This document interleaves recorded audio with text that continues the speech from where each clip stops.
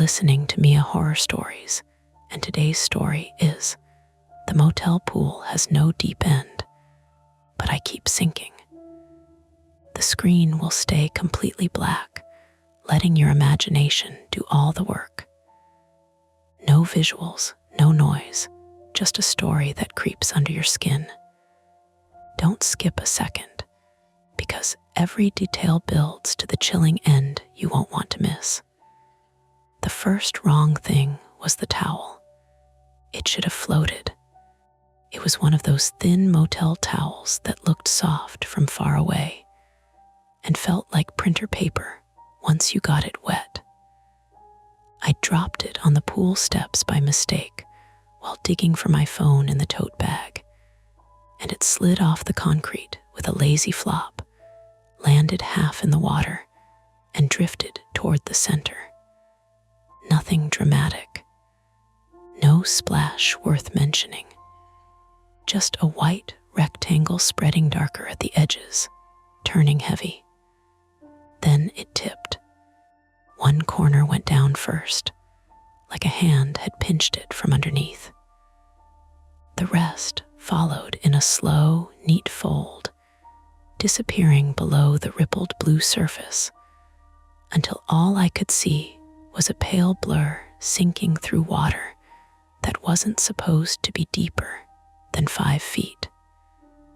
"Hey," I said, and my voice came out too small for the courtyard. "Did you see that? My name is Mara Venn, 32, from Ohio."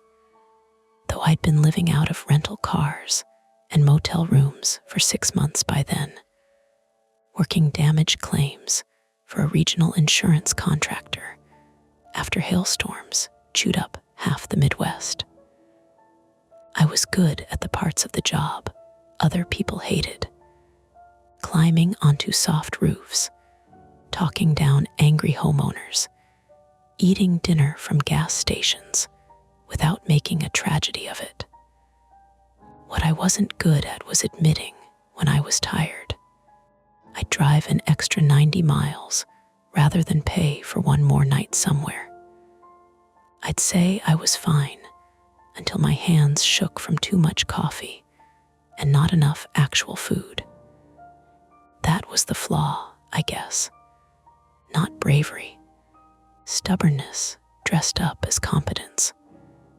We de-stopped for the night in Tucumcari, New Mexico, after a day of flat brown highway dust and the kind of sun that made every road sign look bleached at the edges.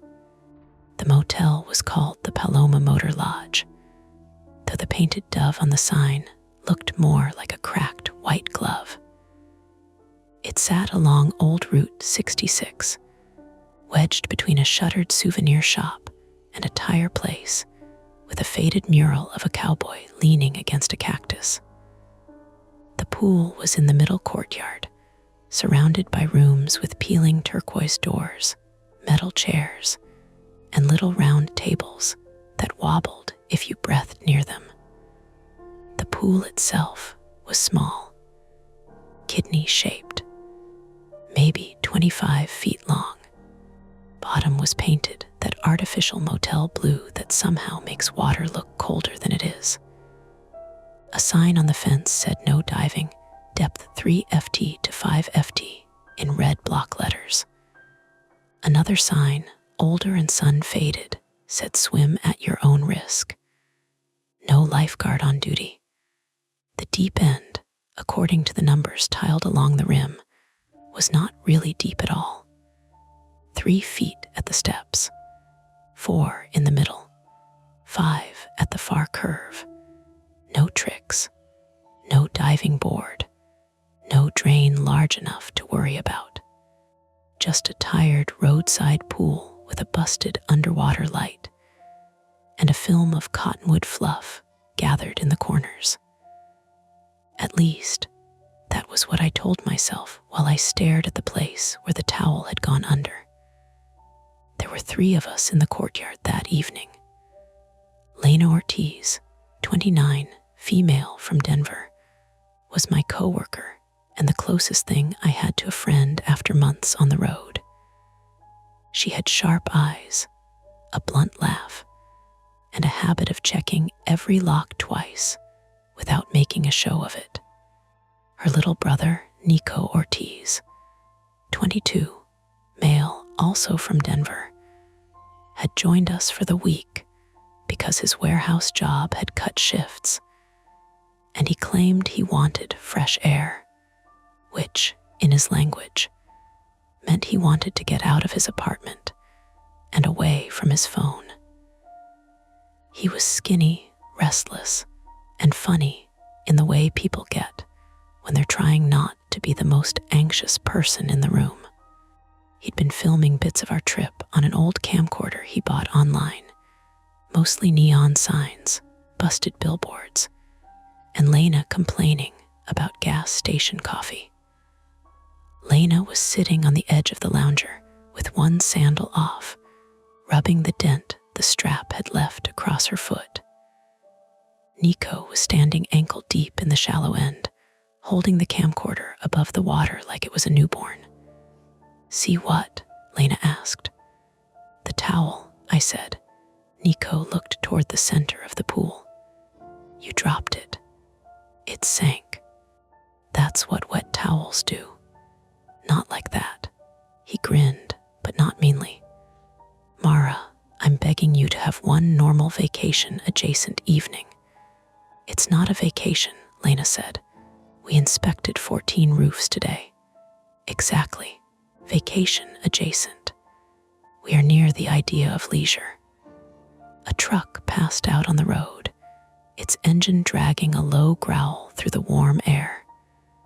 Somewhere behind the motel office, an ice machine coughed, rattled, and spat cubes into a bin. The courtyard smelled like chlorine, hot concrete, and somebody microwaving burritos in one of the rooms. Above us, the sky had turned a dusty purple. The motel sign buzzed every few seconds, not continuously, but in short electrical fits that made the dove blink on and off. I stepped closer to the pool. The water had settled again. The motel's courtyard lights had come on, round yellow globes mounted above each room door, and their reflections trembled across the surface. I could see the black line painted along the bottom. I could see leaves. I could see a nickel or a flattened bottle cap near the steps. I could not see the towel.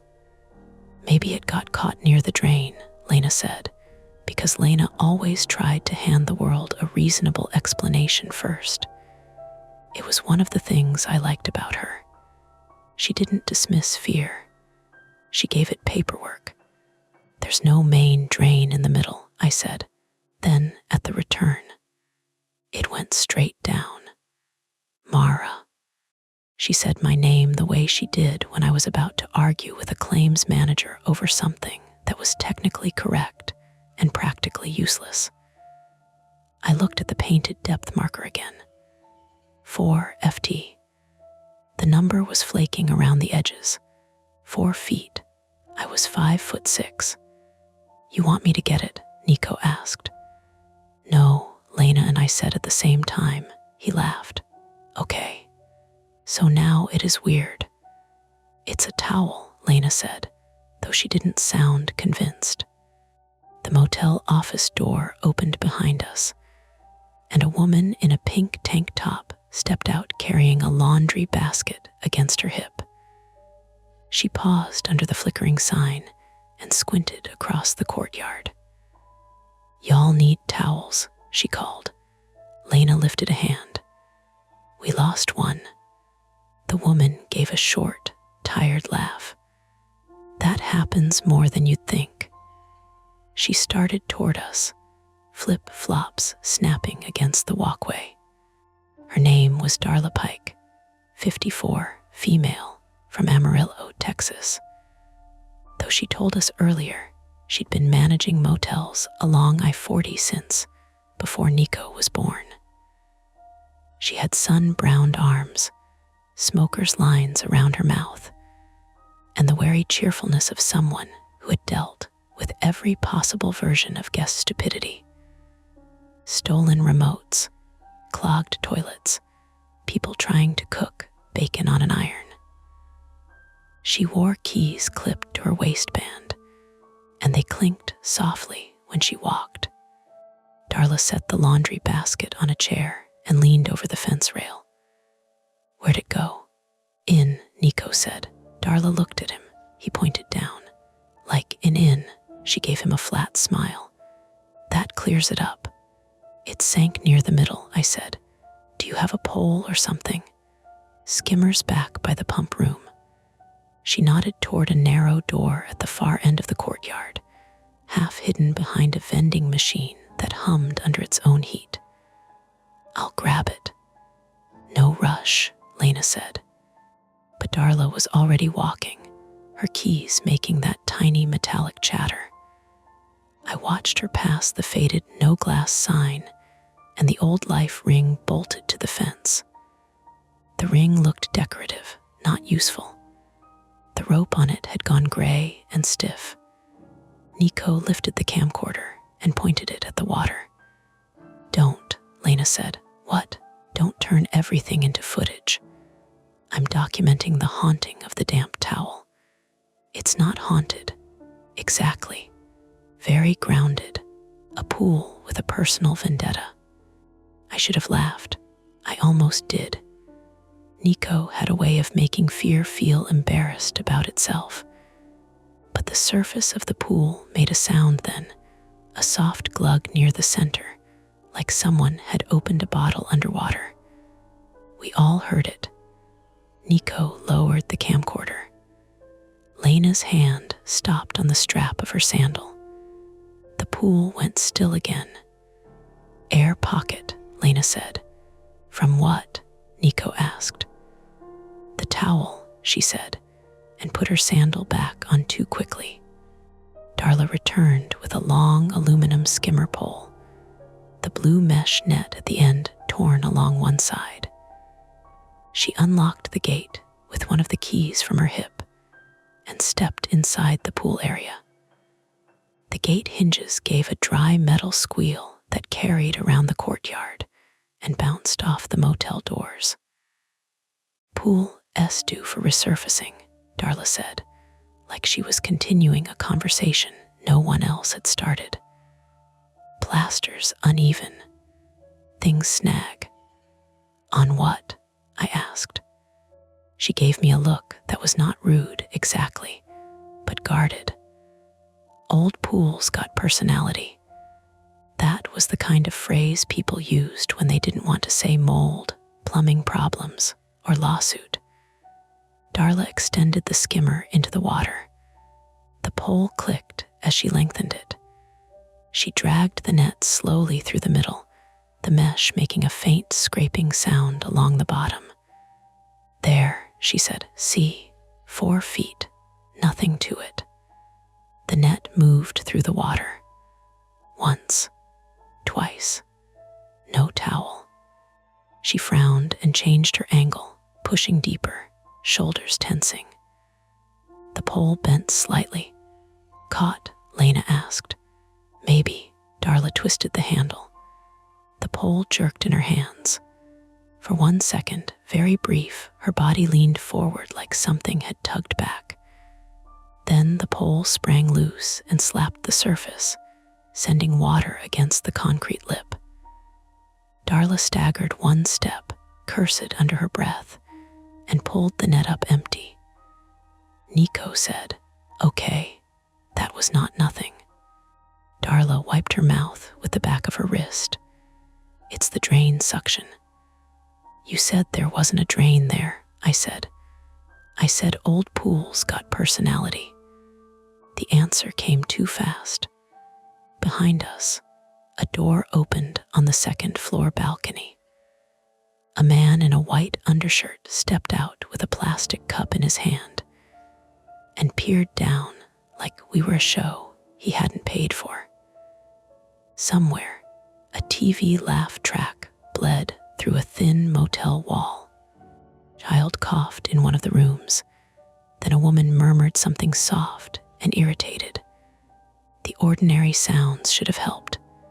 They didn't. I looked again at the water. The pool light near the far curve flickered once beneath the surface, though Darla had told us at check in the light didn't work. A pale oval shimmered under the water for half a breath, then died. Electrical, Lena asked. Darla's face tightened. Breakers off for that fixture. Then why did it flash? Could have been reflection. From what? Darla didn't answer. She set the skimmer pole down along the fence, too carefully, like she was trying not to show that her hands had started shaking. Nico stepped out of the shallow end. Water streamed from his calves and slapped the concrete. I'm done swimming. You weren't swimming, Lena said. I'm done standing in suspicious water. I backed away from the edge and felt ridiculous as soon as I did. It was a motel pool. I had climbed roofs with soft decking and raccoon nests under the eaves. I had driven through whiteout rain on 2-lane roads, with semis throwing water over my windshield. I knew how danger usually looked. It had loose shingles, black mold, angry dogs, bad wiring. A man in a driveway insisting he didn't need a permit for the thing that was visibly collapsing. Danger did not look like 8 people's worth of chlorinated water under buzzing courtyard lights, but my stomach had gone tight, and beneath that was an older fear I hated acknowledging. Water where I couldn't see the bottom. When I was 9, my cousin pushed me off a dock at Lake Erie during a family picnic. Not hard, just stupid. And I'd gone under in green-brown water full of weeds. My foot tangled in something. It was probably grass. Maybe fishing line. Maybe nothing. But for a few seconds, I kicked and swallowed lake water and heard everyone laughing above me, muffled and far away, because they thought I was playing. I learned to swim after that. I never learned to like not knowing what was under me. Lena knew a little of this, not the whole thing. She looked at me now and softened her voice. We can just leave it, charge it to the room or whatever. Darla bristled. I'm not charging you for a towel. That's not what I meant. I know what you meant. Darla picked up the laundry basket and held it against herself. Look, pool closes at 10. I'll deal with it in the morning when I backwash the system. Water's warm, pump's been acting up. Stuff moves weird. What kind of weird? I asked. Her eyes flicked to me, then to the pool. Just weird, she said. A small breeze came through the courtyard, carrying dust and the dry sweetness of creosote from beyond the parking lot. The surface of the pool wrinkled. For a moment, the reflections of the motel lights stretched long and thin, yellow lines pulled toward the center. Nico noticed too. Do you see that? He whispered. Lena said, Stop, I'm serious. The water was moving inward, not fast, not a whirlpool, nothing that dramatic, just a subtle drawing motion, the way soap film slides toward a sink drain when the water level is low. Cottonwood fluff from the corners began to drift toward the middle. A dead beetle turned in a lazy circle, then vanished beneath the surface without a ripple. Darla made a sound in her throat. What? I said. She didn't answer me. Instead, she walked to the pump room door, tried a key, missed the lock, tried again. The vending machine beside her buzzed and clicked, its display reading ice-cold drinks in washed-out red letters. The pump room door opened onto darkness, and the chemical smell hit us immediately, sharp and mineral heavy, chlorine mixed with wet concrete and something metallic. Darla reached inside and flipped a switch. The pool pump stopped. I hadn't realized how constant its sound had been until it cut out. The courtyard lost that low mechanical thrum, and suddenly every small noise stood apart.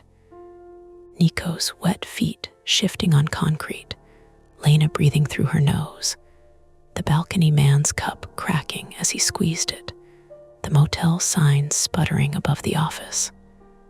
The water should have calmed. For a second, it did. Then the center of the pool dimpled. Just once. A neat depression, no wider than a dinner plate, pressed into the surface, as if something below had exhaled downward. Nico said, "Nope." Lena grabbed her towel from the lounger. "We're going inside." Darla stepped out of the pump room and shut the door, but she didn't lock it. Her face had gone pale under the courtyard lights, the pink of her tank top suddenly too bright against her skin. "It's probably a circulation issue," she said. Nobody believed her. The man on the balcony called down, "Pool broken." Darla looked up at him. "Go back inside, Mr. Kellner."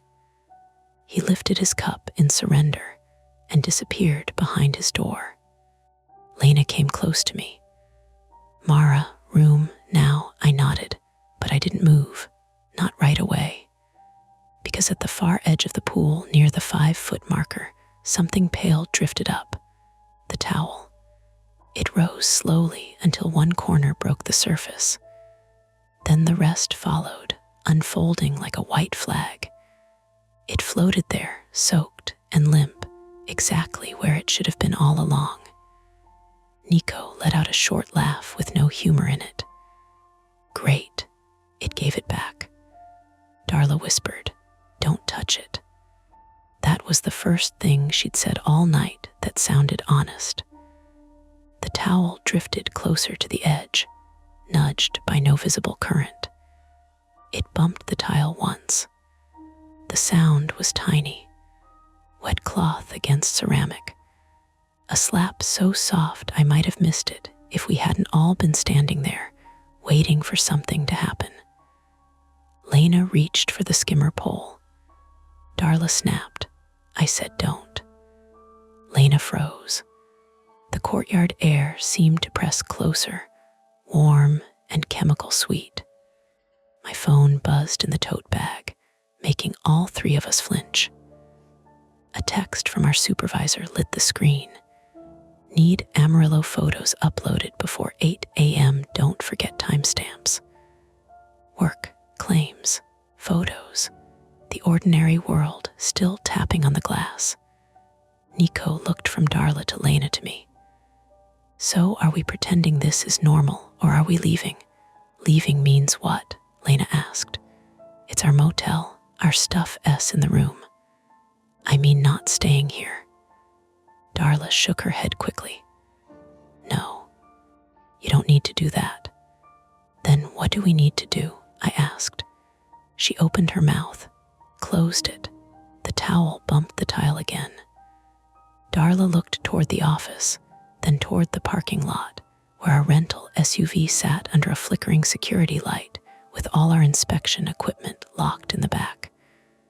Ladders strapped to the roof, moisture meters, drone case, hard hats, enough gear to make leaving complicated, not impossible.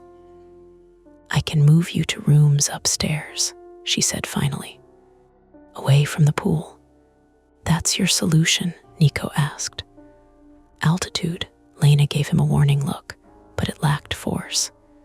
She was watching Darla now, and I could tell she'd caught what I had. The offer came from experience, not customer service. I picked up my tote bag. The wet towel sat at the edge of the pool like a returned item with no receipt. "We should get our things," I said. Lena nodded too fast. Yes. Nico grabbed his camcorder and backed toward the gate. Darla stepped between us and the pool, one hand on the fence, her keys hanging still at her hip. Just don't go near the water tonight, she said. Any of you. Why? I asked. Her eyes stayed on the towel. The motel sign buzzed once overhead, a hard electric rasp that made the dove flare white and then dim. Because, Darla said, I don't know where the bottom is after dark. None of us spoke. The choice was right there, plain and ugly.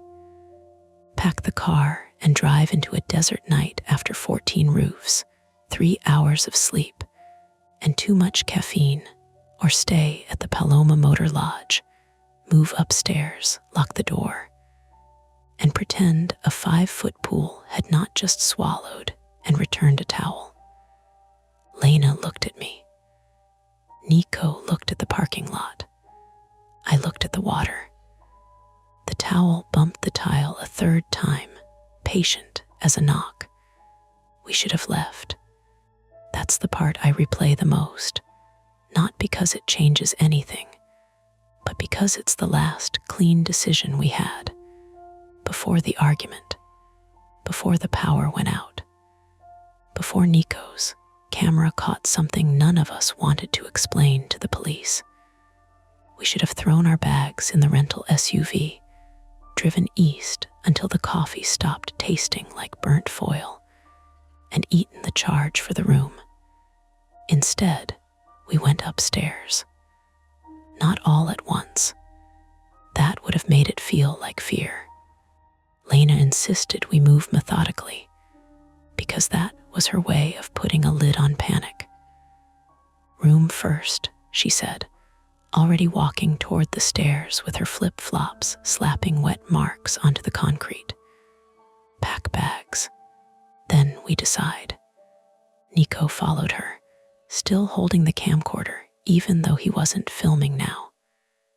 We decided. The decision is to not sleep above the mysterious towel pit. It's a pool, Lena said. It's a pool that just gave something back.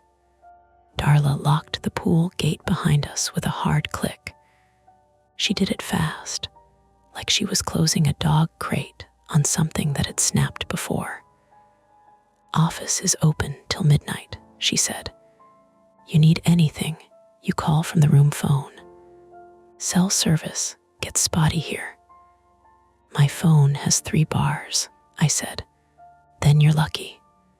She wouldn't look at me when she said it.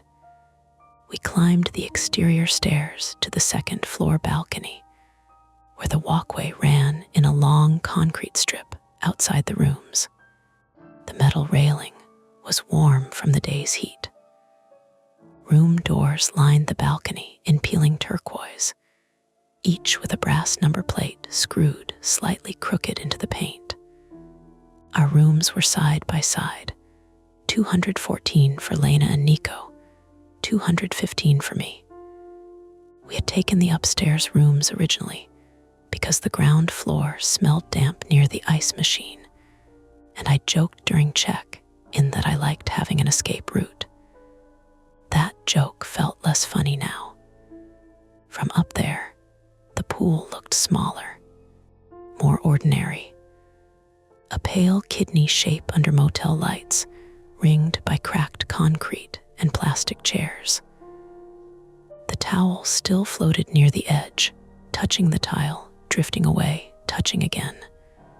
A knock, a pause, a knock. I stopped outside my door and stared down. Mara, Lena said. Yeah, inside. She said it softly, but with an edge. Not angry, worried. My key card took 3 tries. The reader flashed red twice before it finally blinked green and let me in. Room smelled like old air conditioning, sun-baked curtains, and lemon cleaner sprayed over something that had gone sour years ago. My duffel lay open on the 2nd bed, work boots by the dresser. laptop charging near the TV. Half a bag of pretzels spilled across a notepad where I'd written roof addresses and claim numbers. Normal mess. Human mess. I stood there for a second, letting it steady me. Then my phone buzzed again. A message from Craig, our supervisor. Upload Amarillo files tonight. Client moved call up. Need everything before 11 local. I stared at the screen. The time was 9:17 p.m., of course, I muttered. I opened the laptop. The motel Wi-Fi showed 1 weak bar. I clicked anyway. The connection spun, dropped, came back, spun again. A little gray window popped up asking me to accept terms. I accepted. It failed. Outside, Nico said, "You have got to be kidding me." I stepped back onto the balcony, stood in the doorway of 214 with her phone held above her head like that would help. Nico was crouched beside their open duffel, digging through clothes and cables. "No signal?" I asked. 2 bars until I try to upload, Lena said. Then nothing. I've got Craig yelling about files. Same. Nico held up a black case. Hotspot. Dead, Lena said. You charged it. I thought you charged it. I thought we were all pretending this was a vacation-adjacent evening. Lena closed her eyes. That was our concrete problem. And it was so stupidly normal I almost laughed. We had 2 hours to upload time-stamped inspection photos and roof videos for an insurance client who did not care that a motel pool had developed personality. If we missed the deadline, the company could lose the contract. If we lost the contract, Craig would push the blame down onto us because Craig had the spine of a wet receipt. And the only reliable internet Darla had mentioned at check-in was in the office, on the ground floor, beside the pool courtyard. I'll go down, I said. Lena looked at me. No, I need to upload, so do you. We can drive somewhere. To where? At this hour, I pointed toward the parking lot. The McDonald's sign back by the interstate was dark when we passed it. There's probably a truck stop. Probably. 15 minutes away if the GPS behaves.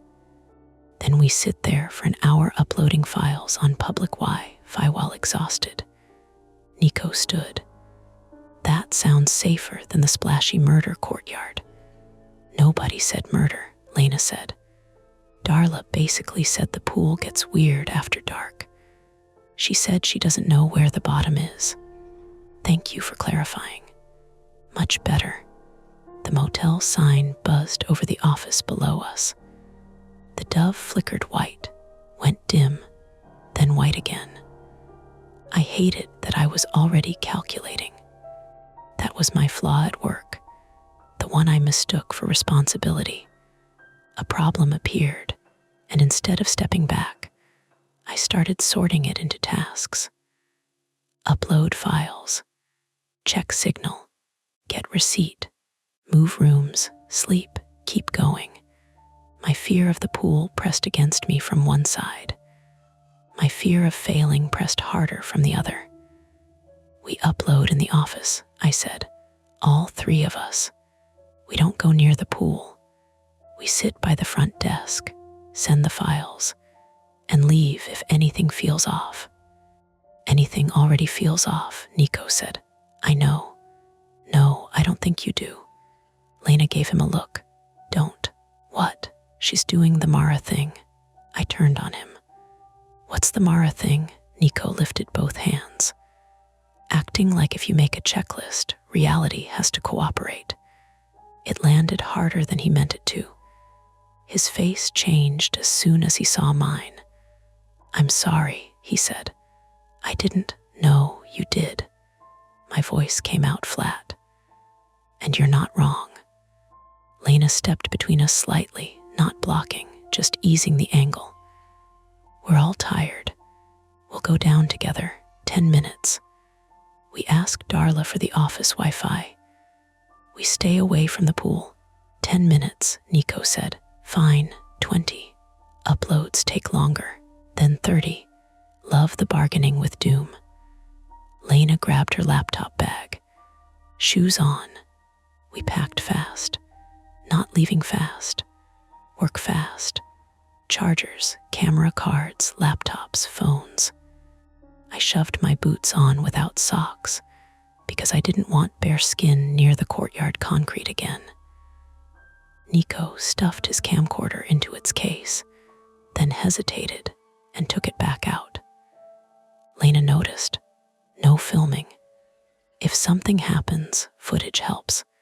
If something happens, running helps. Footage also helps. She didn't argue further, which meant part of her agreed. We headed down the stairs in a tight line. The metal steps rang under our feet. The lower we got, the stronger the smell became. Chlorine, warm water, dust, and that faint metallic tang from the pump room. The pool gate was locked, but the fence was low enough that any adult could climb it. The towel still floated inside, now pressed against the wall near the 5-foot marker. Darla was behind the office counter when we walked in. The office was small, with wood paneling, a spinning postcard rack, a bell on the counter, and a framed photo of the motel from the 1970s when the paint was brighter and the pool umbrellas weren't faded to gray. A box fan pushed warm air from one corner to another. Behind the desk, an old monitor showed 4 security camera feeds in grainy black and white. One feed showed the parking lot. One showed the office door. One showed the upstairs balcony. The 4th showed the pool. I looked at it before I meant to. In the security feed, the water was pale gray and smooth. The floating towel appeared black. Darla followed my eyes and reached over to tilt the monitor away. Wi-Fi's better in here, she said. We need to upload work files, Lena said. Deadline at 11. Darla rubbed her forehead. Use the table. There was a round table by the window with 2 mismatched chairs. The window faced the courtyard, blinds half lowered, giving us a striped view of the pool fence and the reflection of the motel sign. We opened laptops, plugged into the wall, connected to the office network, full signal. The relief was embarrassingly strong. There, I said, 30 minutes. Nico sat on the floor against the wall because there weren't enough chairs. I'd like the record to show I objected. Record noted, Lena said. Darla moved around behind the counter, pretending to sort receipts. Her keys lay beside the register now instead of on her belt. I noticed because she kept touching them, sliding them an inch, then sliding them back. You've had trouble with the pool before, I said. Lena shot me a warning look. Darla didn't answer. I clicked upload on the first batch of photos. The progress bar crawled from 1% to 3%. Darla, I said.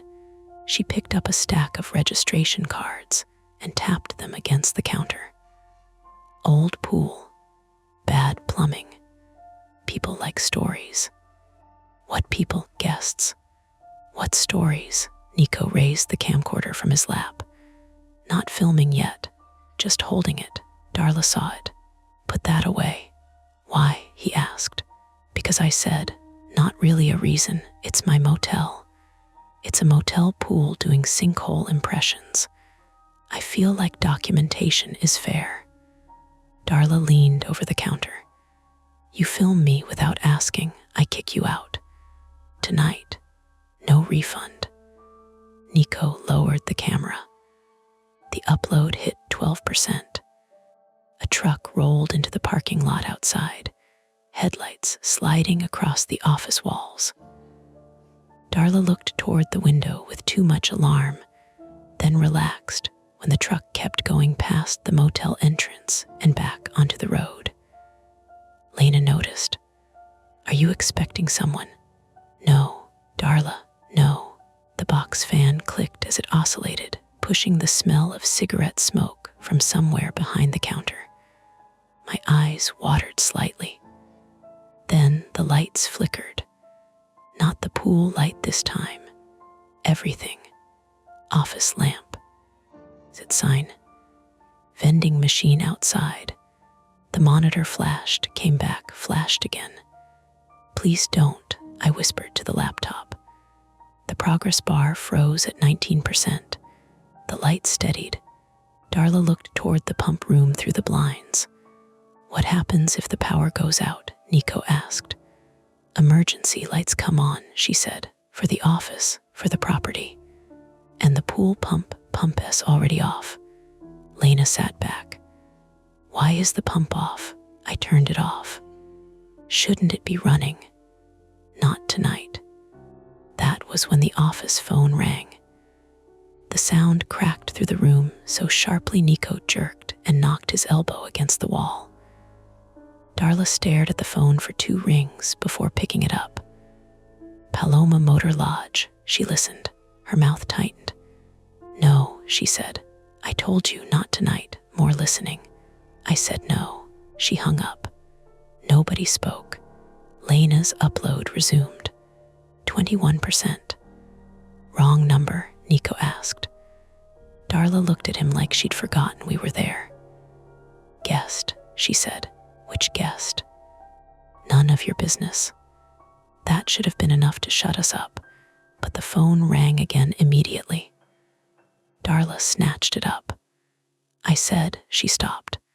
This time, I could hear a voice on the other end. Male, muffled, close to the receiver. Too quiet to make out words, but calm. Darla listened, her eyes fixed on the security monitor she'd turned away from us. "Stay in your room," she said. The voice continued. "No, do not go down there." The upload hit 30%. The monitor in the angled reflection of the glass.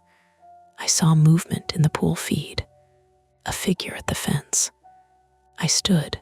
Lena whispered, "Mara." Darla hung up and grabbed her keys. "Who is that?" I asked. "Mr. Kellner," she said. "Idiot man from 219. "Why is he at the pool?" "He dropped something." Nico laughed once. "Into the pool." Darla came around the counter. "Stay here." "No," Lena said. "Absolutely not. I'm handling it. You just told him not to go down there. And now I'm going to tell him in person." She moved fast for someone trying to appear calm. Lena followed her. I followed Lena. Nico cursed and grabbed the camcorder. Outside, the courtyard lights flickered again, then dimmed, but did not go out. The world turned amber and grainy. The pool fence cast thin shadows across the concrete. Mr. Kellner stood inside the locked gate. That was the first problem.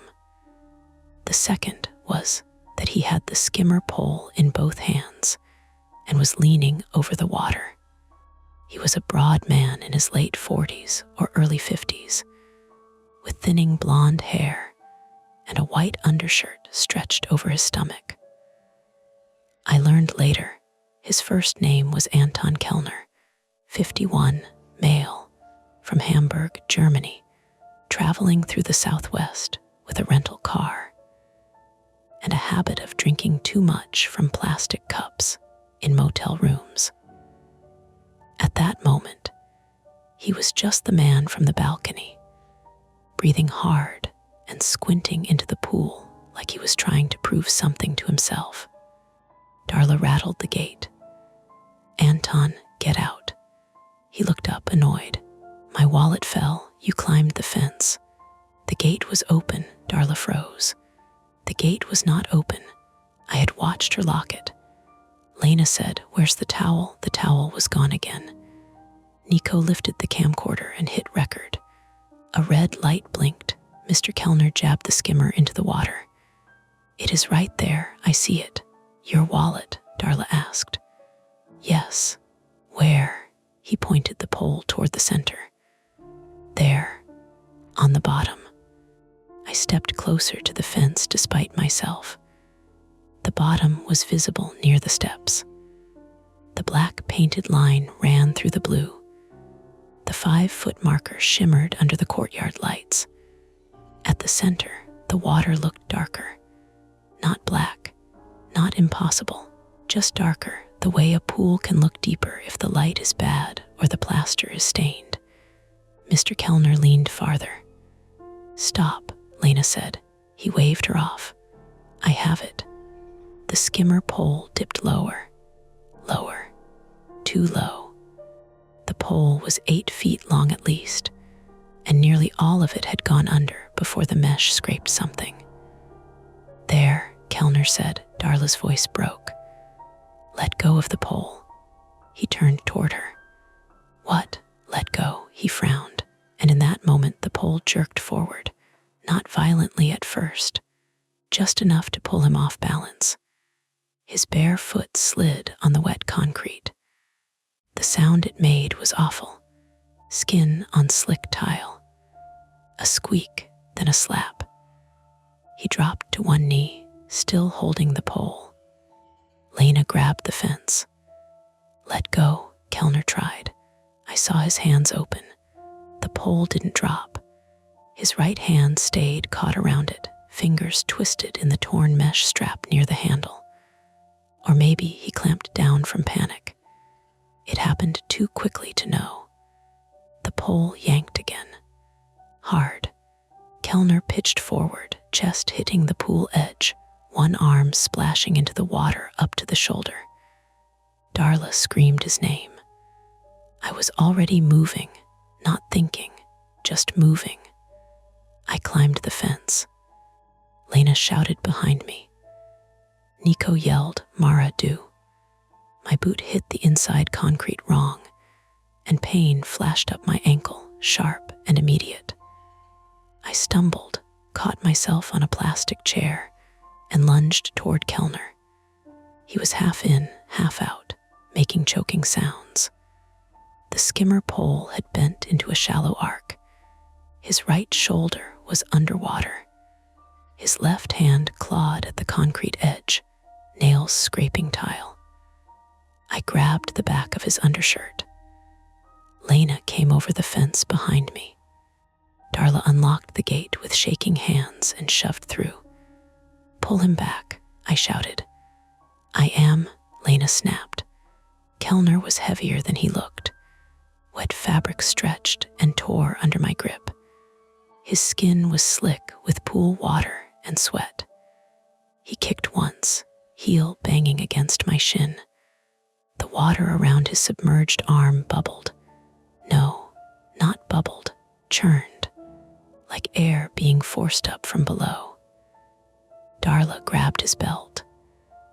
Lena got both hands under his left armpit. I wrapped my fingers in the torn cotton at his shoulder and pulled until my arms shook. Kellner cried out, a raw, embarrassed sound. The pole shot free from the water. He came with it. All 4 of us fell backward in a tangle of limbs and wet concrete. The skimmer pole clanged against the fence. Kellner rolled onto his side, coughing, his right arm hugged to his chest. His wrist was bleeding. Not a clean cut. A scrape, deep and ragged, with little blue threads from the skimmer net caught in the skin. His fingers twitched as if he couldn't quite unclench them. "What the hell?" Nico whispered from outside the fence, camera still raised. Lena sat up, breathing hard. "Mara, your ankle." I looked down. My boot had twisted sideways when I landed. Pain pulsed under the bone, hot and bright, but it held when I shifted weight. Sprained, maybe. Not broken. Darla crawled to Kellner. "Anton, look at me." "My wallet," he gasped. "Forget the wallet. It was there. There's nothing there. I saw it." His eyes went past us to the pool. We all looked. The water had calmed. At the center, the skimmer net floated on the surface, torn loose from the pole. Slowly, impossibly slowly, but still within the behavior of water and suction and something wrong below, it began to spin. The motel lights flickered again. This time, they went out. Everything dropped into darkness except the office exit sign and the red recording light on Nico's camcorder. A second later, emergency lights clicked on along the balcony, dim and battery-powered, casting the courtyard in a dull red wash. Then my laptop alarm began beeping from inside the office. Not an alarm, I realized. The power loss warning. Uploads interrupted. Deadlines still coming. Kellner injured, gate open.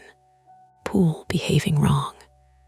And from the pump room, behind the vending machine, came a heavy metallic thud.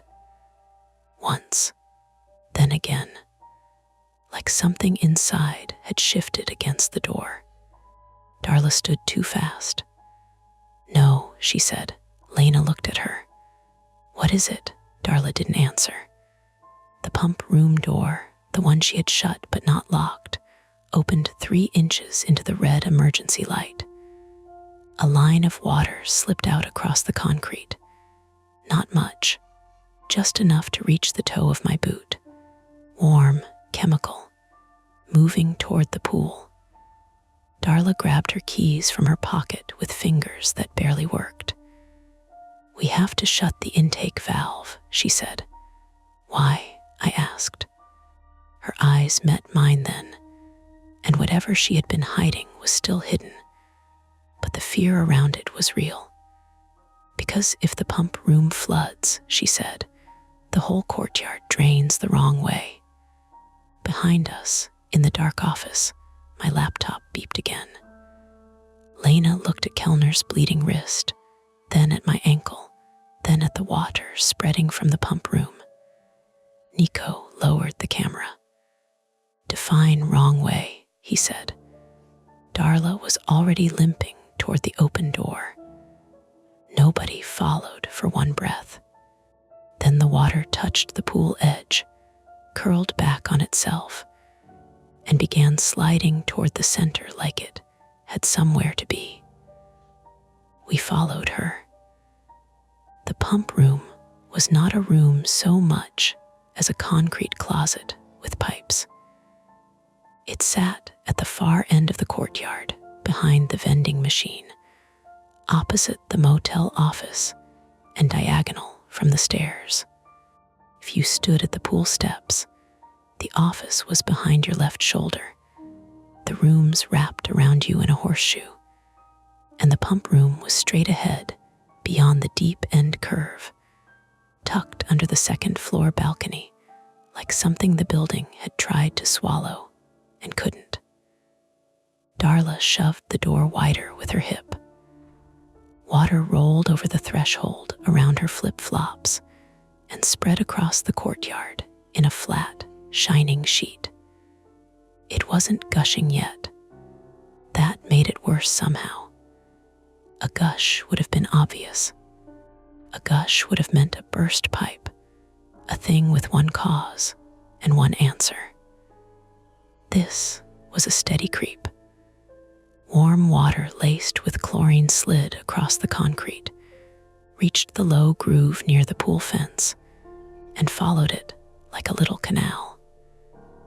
The red emergency lights painted it the color of watered-down rust. "Stay back," Darla said. Nobody stayed back. Kellner was sitting just inside the open gate with his injured wrist clamped in a pool towel Lena had forced around it. He looked gray and furious, the way some people get when pain embarrasses them. Nico had dragged a plastic chair over and made him sit, then set the camcorder on the fence rail, still recording toward the pump room. Lena kept one hand near Kellner's shoulder and one eye on me because my ankle was already swelling inside my boot. "Mara," she said, "you're limping." "I know. That means stop. It means I'm limping. You are impossible." Later, Darla reached inside the pump room and fumbled along the wall. The light switch clicked uselessly. The power was out everywhere except the emergency lamps and the exit sign in the office, which made the courtyard feel like the inside of a stalled elevator. Nico clicked on his phone flashlight. Lena did the same. I did too. 3 beams jittered into the little room and made the pipes flash silver. The pump room smelled wrong up close. Chlorine, yes, but also hot rubber and pennies. On the floor, water pooled around a squat blue pump, housing bolted to a concrete pad. White PVC pipes ran up the wall and bent in hard angles, each marked with old black labels: return, waste, filter, intake. Some labels had peeled until they were only scraps of tape. A sand filter tank stood in the corner like a fat gray barrel. Beside it was a rusted breaker box, padlocked open, its metal door banging softly against the wall whenever water nudged it. Darla pointed toward a red-handled valve low on the intake line. "That one," she said. "Turn it perpendicular." I stepped forward. Lena grabbed my arm. "No, I'll do it. You don't know what you're looking at. Neither do you. I work claims. I've seen pump systems. You've seen them after they already failed." Exactly. It was a stupid argument, and both of us knew it, but fear had to go somewhere. Nico ducked past us before we could settle it. "I'm younger, less damaged, and currently not bleeding," he said. "Point the light." "Nico," Lena snapped. "I got it." He crouched in the doorway, keeping his shoes out of the deepest part of the water, and reached for the valve. His fingertips brushed the red handle. He twisted. Nothing happened. He grimaced and tried again. It stuck. Darla squeezed beside him and put both hands on it. "Move. Don't force it," I said. "If the pipe cracks." "I know what happens if the pipe cracks." Darla's voice came out thin and sharp. She shoved down. The handle shifted an inch with a rubbery squeal, then stopped. The pipe groaned, not the dramatic moan of something alive, a real sound, plumbing under strain, pressure moving where it shouldn't. The kind of sound old buildings make before they cost somebody money. "Back off," I said. Darla didn't. The red handle snapped.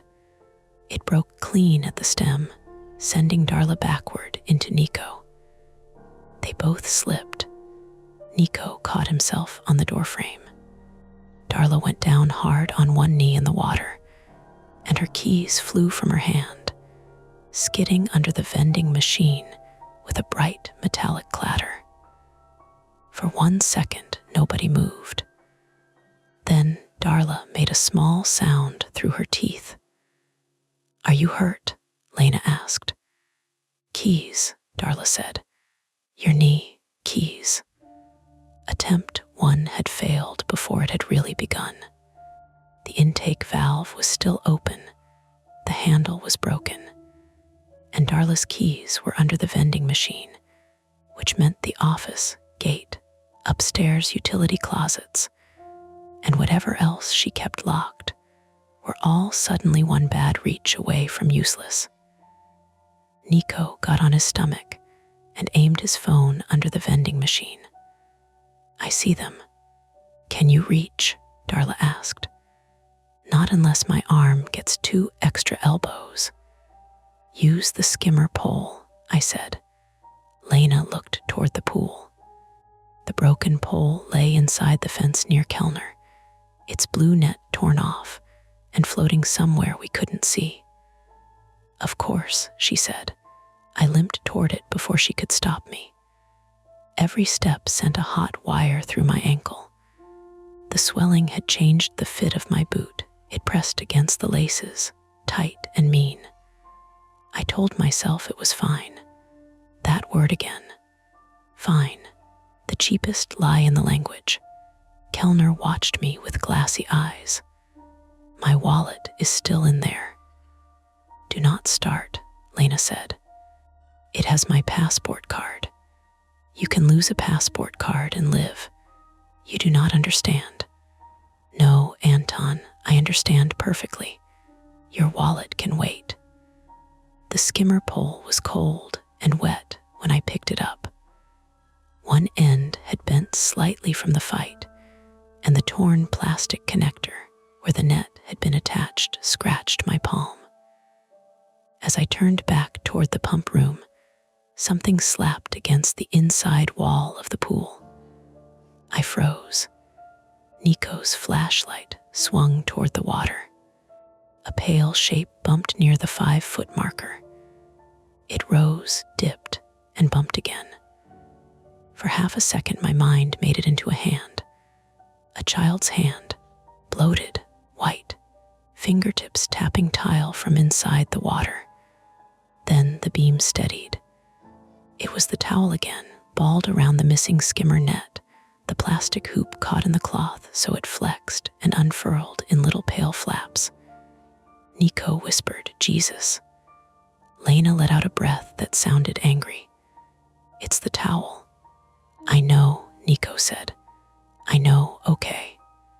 That was the misdirection, and it should have made us feel better when it resolved into cloth and plastic. It didn't.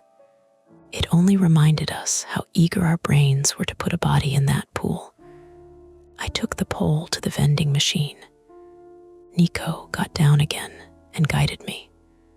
Left, he said. No, my left. Toward the Coke slot. Stop. Back.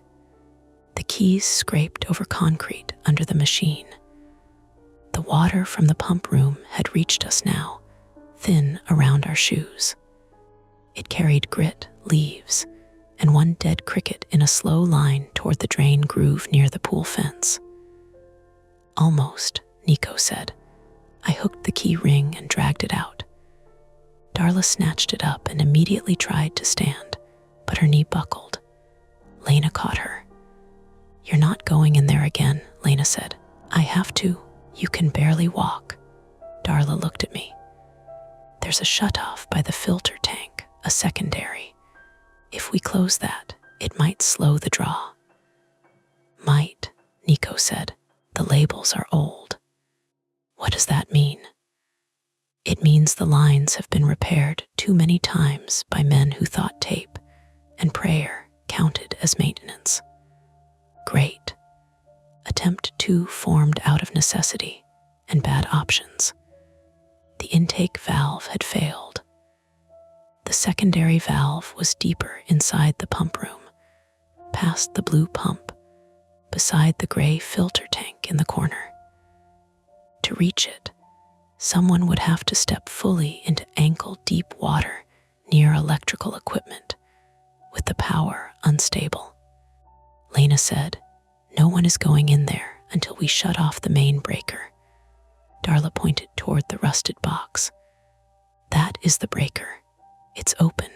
The pool breakers are off. Clearly not enough. Main property breaker is behind the office. Then we do that first. Darla hesitated. There it was again. That little pause around anything that required moving away from the pool, like the motel had rules we didn't know yet. What? I asked. The main panel is in the service alcove, she said. Behind the office laundry. Locked. With these. She lifted the keys. Then let's go. Darla looked toward Kellner. He can't be left. I'll stay with him, Nico said. No, Lena and I said. Nico threw his hands out. I'm not going near the water.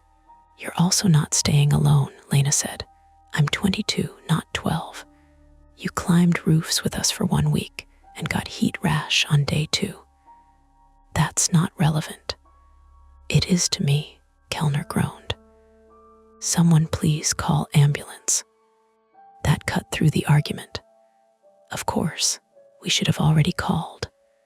I pulled out my phone. 1 bar. I dialed 911. The call failed. Lena tried. Failed. Nico raised his phone, walked 3 steps toward the parking lot, tried, and got half a ring before it dropped. Signal's trash. The office landline, I said. We all looked through the office window. Dark inside except for the exit sign and our sleeping laptops, their screens dimmed to dull rectangles. Darla's face changed. Office phone should work on backup. She unlocked the office door. We moved as a group now because nobody wanted to be the one separated. The layout mattered with every step. Pump room at our backs leaking water, pool to our right behind the fence, office ahead with the front desk and security monitor, parking lot beyond the glass door to the left. Inside, the air was warmer without the box fan. My laptop beeped once, then went quiet as if giving up. I checked the upload, failed. Lena went to the landline and lifted the receiver. No dial tone. She pressed the cradle once, twice, nothing. Darla stared at it. That line was repaired in March. Apparently March didn't hold, Nico said. Not helpful, Lena snapped. He flinched. She saw it and softened immediately, but there wasn't room to apologize properly. The security monitor still had power from somewhere, maybe a little battery unit under the counter. The pool feed flickered. Static crawled across it. Then the image steadied. I saw the courtyard in grainy gray, Kellner's empty chair by the open gate, empty. Where is he? I said. We turned. Outside, Kellner was not by the chair. He was halfway across the courtyard, staggering toward the parking lot with the towel still wrapped around his wrist. His undershirt clung to his back. He was moving slowly, but moving. Anton, Darla shouted. He didn't stop. Lena ran after him. Nico followed. I tried, but my ankle refused speed. I limped through the office door and into the humid red light as Lena caught Kellner near the driveway entrance. I need hospital, he said. We know. I drive. You are not driving. My rental is there. He pointed toward a silver sedan parked 2 spaces from our SUV. Nico looked at the road. Maybe he's right. We load up. We all leave. Hospital, truck stop, whatever. For a second, that seemed like the clean exit we had missed. Then the motel sign popped. A hard flash. Shower of orange sparks from the dove's left wing. The sign went black, and at the same moment, the security light over the parking lot died. The whole front lot disappeared into desert dark, broken only by phone flashlights and the far-off smear of headlights on I-40. From the pool area came a deeper sound, a hollow, sucking gulp. Not loud, not movie loud, but physical, mechanical, like a clogged pipe finally taking a breath. Darla whispered, "No." Water began moving faster from the pump room. It spilled through the open door now in a low rush, spreading across the courtyard and following the slope toward the office and parking lot. The pool level looked lower by an inch, maybe 2. The wet tile line showed around the edge. said. Now, we couldn't leave without at least trying to stop the flooding. Not with water heading toward the office outlets. Not with Kellner bleeding and the landline dead. Not with our SUV parked downhill near the storm channel that ran along the side of the property. It was all connected in that awful practical way emergencies are connected. One failure leaned into another. Bad wiring, bad drainage, bad signal, bad decisions. Darla led us behind the office through a narrow side passage between the building and a cinder block wall. The passage was barely wide enough for two people. On the left was the back of the office and laundry room, stucco patched in different colors. On the right, the wall separated the motel from the closed souvenir shop next door. The ground sloped downward toward the rear alley, where dumpsters sat under a sodium light that was now dead. The service alcove was behind a metal door marked employees only. Darla unlocked it with shaking hands. Inside was the main electrical panel, shelves of cleaning supplies, stacks of folded sheets, and a mop sink with a black hose curled inside. The air smelled like detergent and hot dust. Lena found the main breaker. This one, Darla nodded. Everyone clear, Nico backed up with Kellner. I braced my hand on the doorframe. Darla held the flashlight. Lena flipped the breaker down. The emergency lights died. For one clean second, the motel vanished.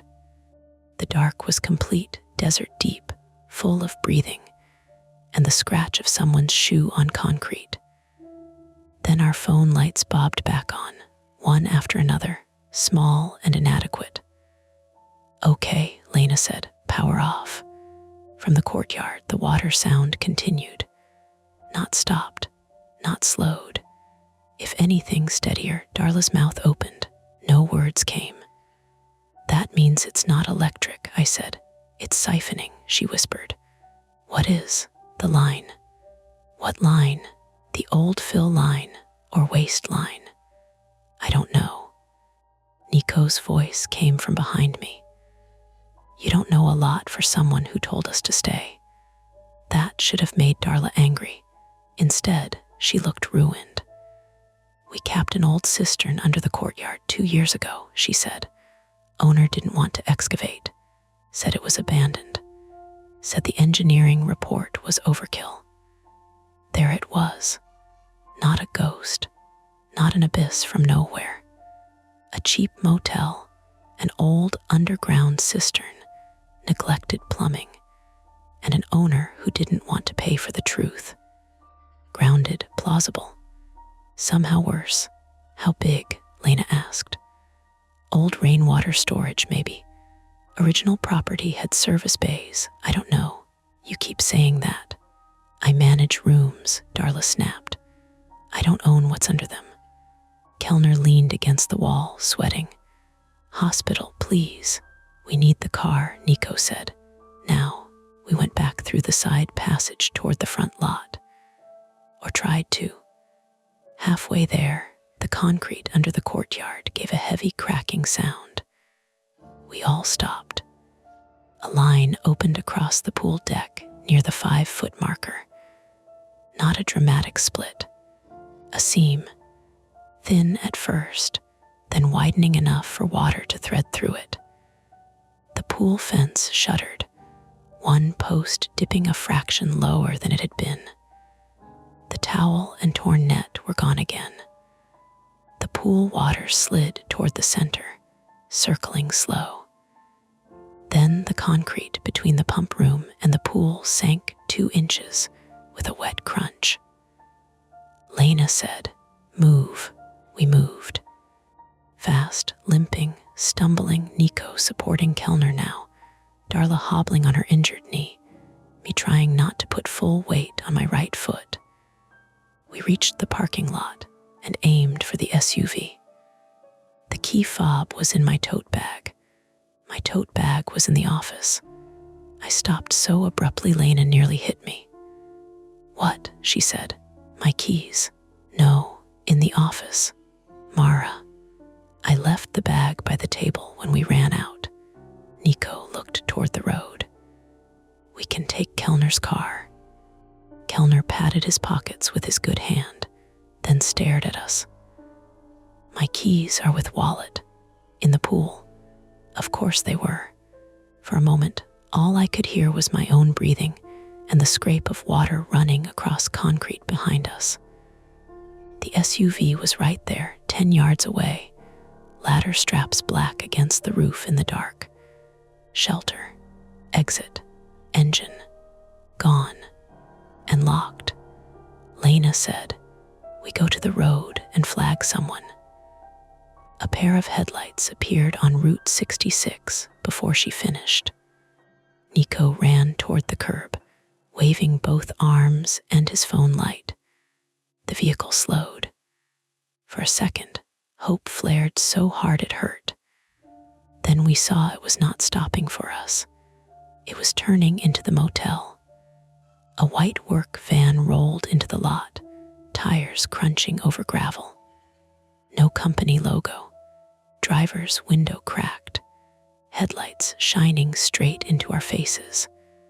Darla made a sound I didn't like. "What?" I asked. The van stopped between us and the driveway exit.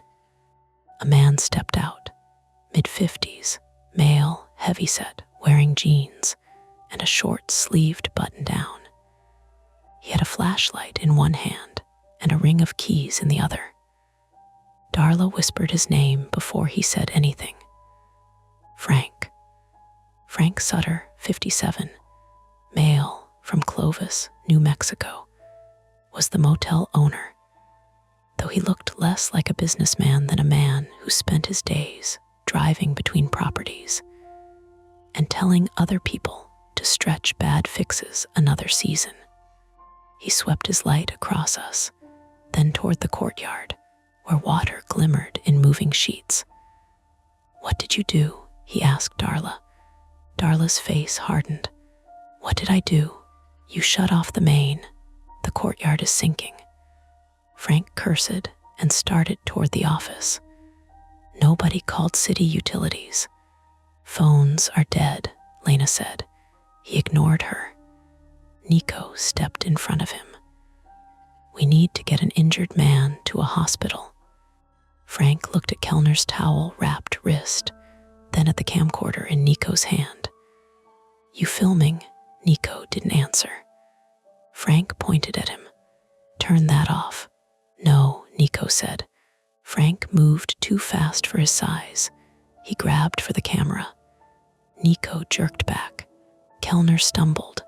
Lena shoved Frank's arm away. "Don't touch him," she said. The courtyard cracked again. Louder this time. Everyone turned. The pool fence leaned inward. One section of concrete near the pump room collapsed with a heavy splash into whatever space had opened below. The sound was not bottomless. It hit something. Water, debris, maybe mud. But it was deep enough to make the 5-foot marker a lie. Frank went pale. Darla said very softly, "You knew." Frank said nothing. Behind him, the van idled, blocking the driveway. Behind us, our SUV sat locked. The office held my keys and our laptops. Kellner's keys were somewhere in the pool. The road was close enough to hear tires passing, but too far to feel reachable with the ground failing under the courtyard, and an owner now more afraid of evidence than injury. Then the office floor gave way. Not all of it, just the back corner nearest the pool, where our table had been. The window burst outward with a flat crack, and the round table tilted, legs scraping tile. My laptop slid toward the broken gap. screen glowing faintly on battery power. So did my tote bag. I saw the strap catch on a chair leg, saw it hold, saw it slip halfway free. Inside that bag were the SUV keys, my wallet, my medication, my phone charger, and the only clean copy of the day's handwritten claim notes. Lena grabbed my wrist. Do not. The bag dangled. The water below the office floor splashed against broken concrete. Frank shouted, "Everybody away from the building." Darla yelled over him, "There's a shutoff in the pump room crawl space." Frank turned on her. Shut up. That was the point of no return. Not the collapse, not the water, not even the van blocking the exit. It was the way Frank said shut up. Because in that instant, every one of us understood the same thing. The danger under the pool was real. The people responsible had known enough to hide it. And the only car keys we had were hanging over a widening hole inside a building that might keep sinking. Then my tote bag slipped another inch. Lena's grip tightened hard enough to hurt. "Mara," she said, but I was already looking for a way back in. The office was still standing, but only in the way a drunk man stands with one hand on a wall. The front half looked almost normal. Counter postcard rack, bell, the little framed photograph of the motel from the 70s still hanging straight above the coffee machine. Behind it, the room had broken open. The back corner had dropped maybe 3 feet, taking part of the tile floor with it. The round table tilted into the gap. One chair had vanished. The other was wedged sideways against torn carpet and splintered plywood, holding my tote bag by one strap. The bag swung gently. Below it, water slapped concrete in the dark. My laptop had slid farther down and lay, half open on a broken slab, screen cracked, but still glowing blue-white. It lit the underside of the office like a weak aquarium light. I could see rebar, mud, a pipe running where no pipe should have been exposed. The old cistern wasn't directly under the pool only. It reached beneath the building. Lena held my wrist. "Mara," she said again. I couldn't look away from the bag. The SUV keys were in there. So was everything that proved we had been there for work, not trespassing or exaggerating, or whatever Frank was going to claim once he got his story straight. My phone battery was already under 20%. Kellner was bleeding through his towel. Darla's knee had swollen round and shiny. Nico had footage, but footage did not drive us away. Frank pushed past Darla toward the office door. "Nobody goes in there." Lena turned on him. "You don't get to give orders. This is my property. Your property is collapsing, and you people are making it worse." Nico raised the camcorder. Frank saw the red recording light and moved toward him again. "I told you to shut that off." Nico backed up until his shoulders hit our locked SUV. "Then stop doing things worth filming."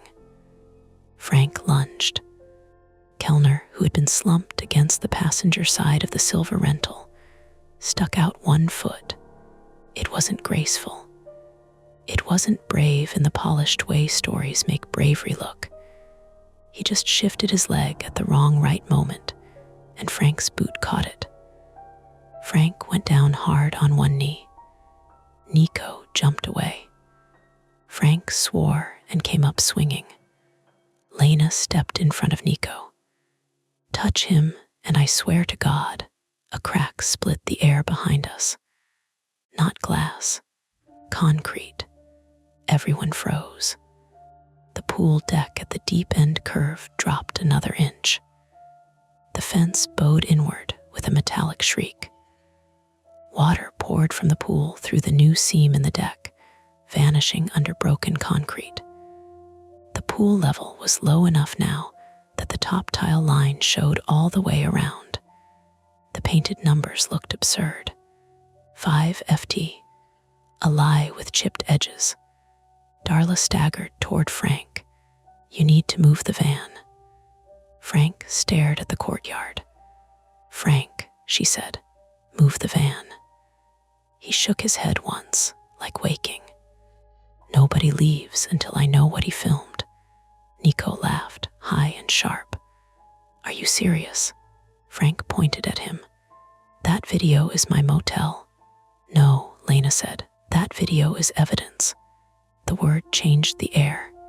Frank's face hardened. Darla saw it and stepped between him and us.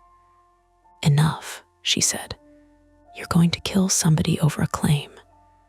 Frank looked at her with a kind of disgust that made me understand years of her life in 1 second. "You already opened your mouth." The office groaned behind me. The tote bag slipped another inch. I moved. Lena grabbed for me, but pain made me faster in a stupid, jagged way. I hobbled through the office door, using the counter to take weight off my ankle. "Mara," she shouted, "I can reach it." "No, you cannot." I didn't answer. I was already inside. The floor under my good foot felt solid until it didn't. Not a collapse. A give.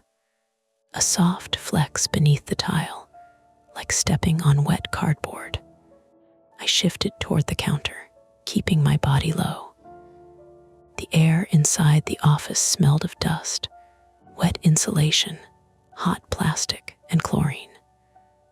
The landline hung off the desk, receiver swinging on its cord, tapping the wood with a small, stupid sound. Tap, tap, tap. I grabbed the counter edge and leaned toward the broken part of the floor. The bag was 6 feet away. Maybe 7. The chair leg held it by the strap, but the chair itself was slowly grinding downward, dragged by weight and vibration and gravity. Below, water moved around broken slabs. Not a whirlpool, not magic. A drainage void filling and emptying at the same time, the old cistern swallowing water faster than the pool and pump lines could equalize. That was all. That was enough. "Mara, come back," Lena said from the doorway. Her voice had changed. It was not anger anymore. It was fear stripped clean. "I need the keys. We'll break a window. The keys are faster. That floor won't hold." "I know." Nico appeared behind her with the camcorder still in one hand and a tire iron in the other. "I can smash the SUV window." I looked back. "Then smash it." He blinked. For half a breath, nobody moved. Then Lena said, "Nico, go." He ran toward the SUV. Frank shouted, "Hey," Darla blocked him. "Let them." Frank shoved her aside, not hard enough to throw her, but enough. Her bad knee buckled. She hit the wet pavement with a cry that was small and furious. That snapped something in Lena. She went for Frank, not with a punch. Lena was practical, even enraged. She grabbed the stiff gray rope from the old life ring bolted near the pool fence, yanked it free from its cracked bracket, and looped it around Frank's forearm as he tried to pass. He turned, confused, and she pulled with her whole weight. Frank slipped on the wet concrete. He hit the ground shoulder first. Nico reached the SUV and swung the tire iron at the rear passenger window. The first hit bounced, hit the corner, shouted. He repositioned, breathing hard, and swung again. Glass cracked but held. The chair inside the office shifted. My tote bag slid lower. I lunged without thinking. My bad ankle folded. Pain went white behind my eyes. I dropped to one knee on the tile, and the floor cracked under me. The crack ran like a black thread from my knee toward the gap. I stopped breathing. Outside, everything became sound.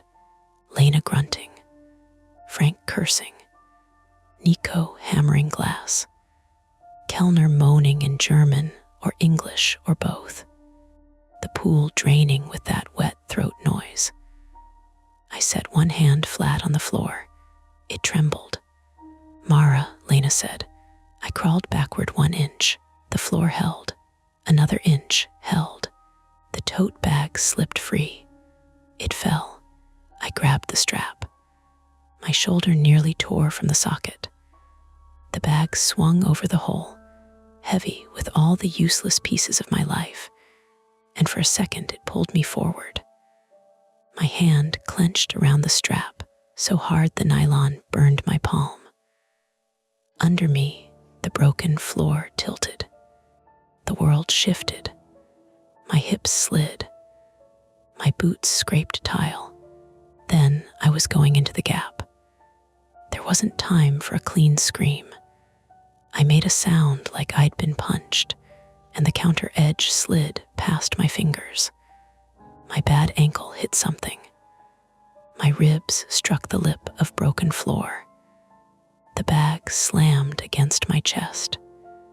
Then cold, warm water took my legs, not deep enough to swallow me, deep enough to prove the floor had lied.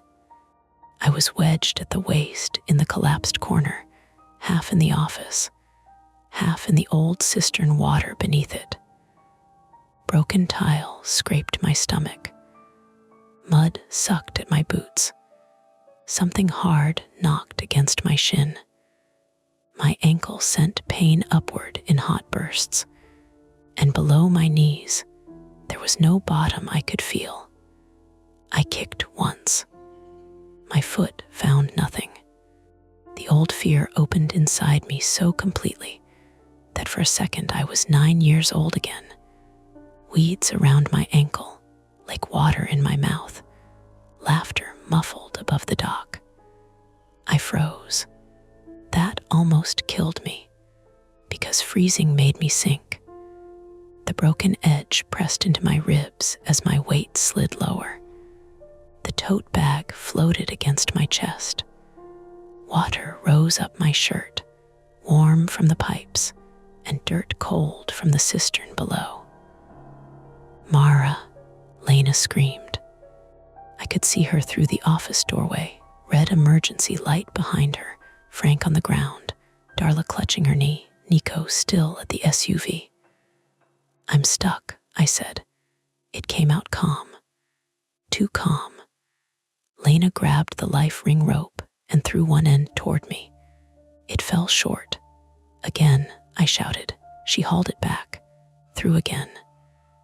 This time, the stiff rope slapped across the broken floor near my hand. I caught it. "Tie it under your arms," she yelled. "I can't."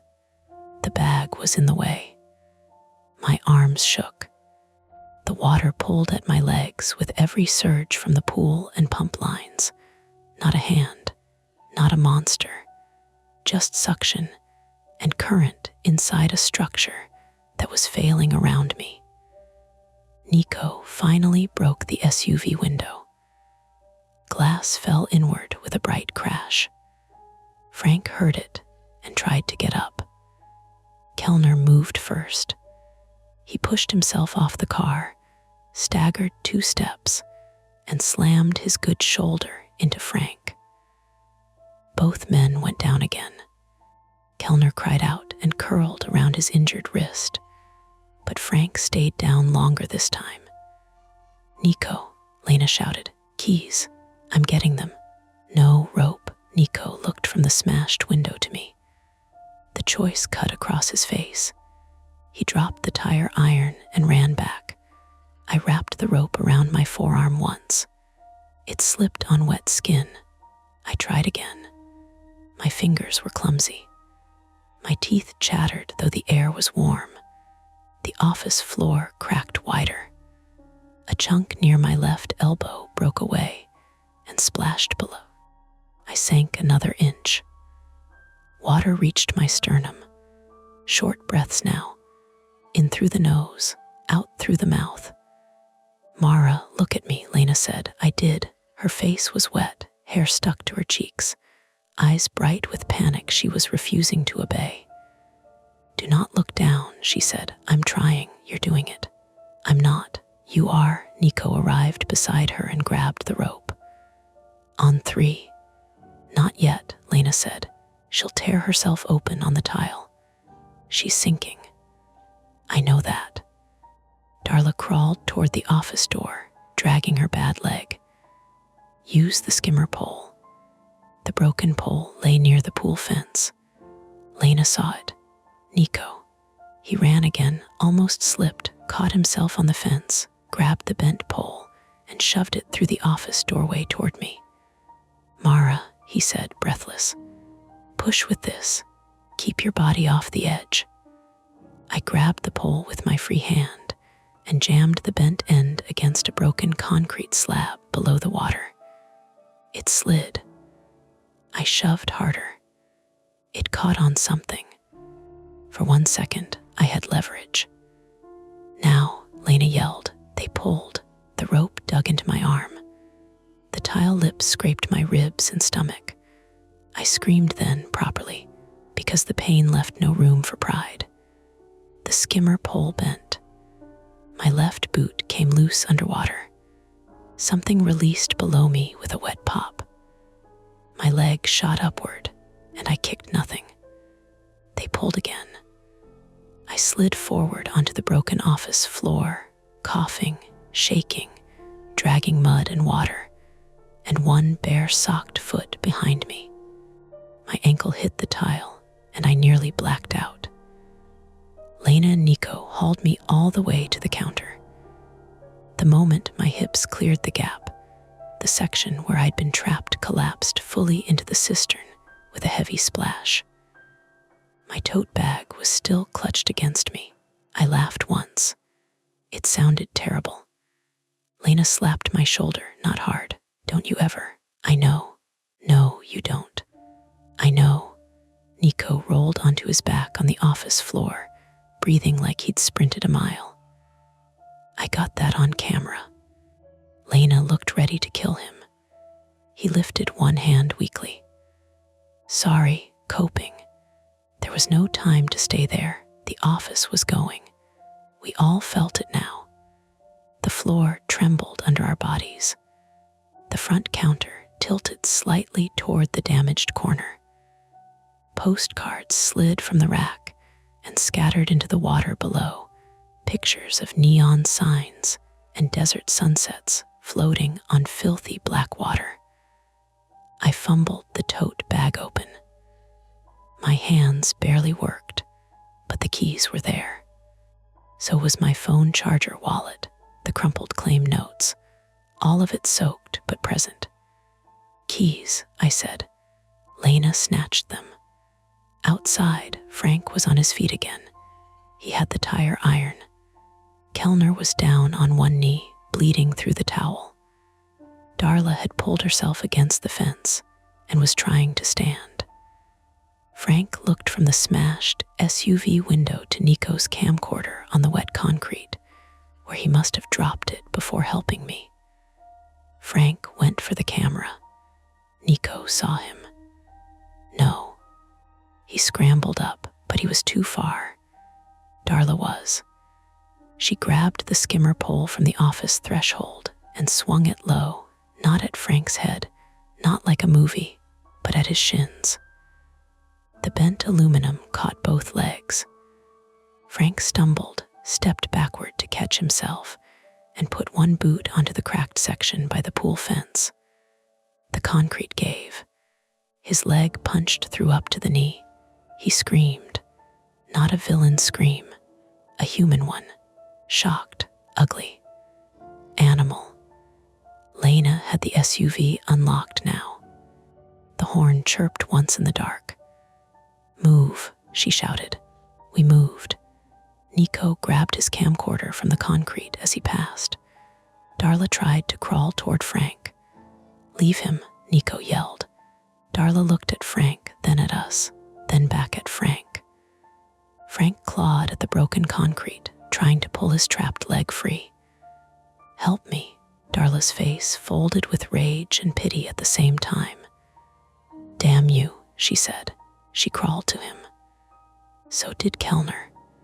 So did Lena, after shoving me against the SUV. "No," I said. She ignored me. "They didn't go near the pool edge. They used the rope." Lena looped it around Frank's chest from behind while Darla and Kellner kept back from the broken section.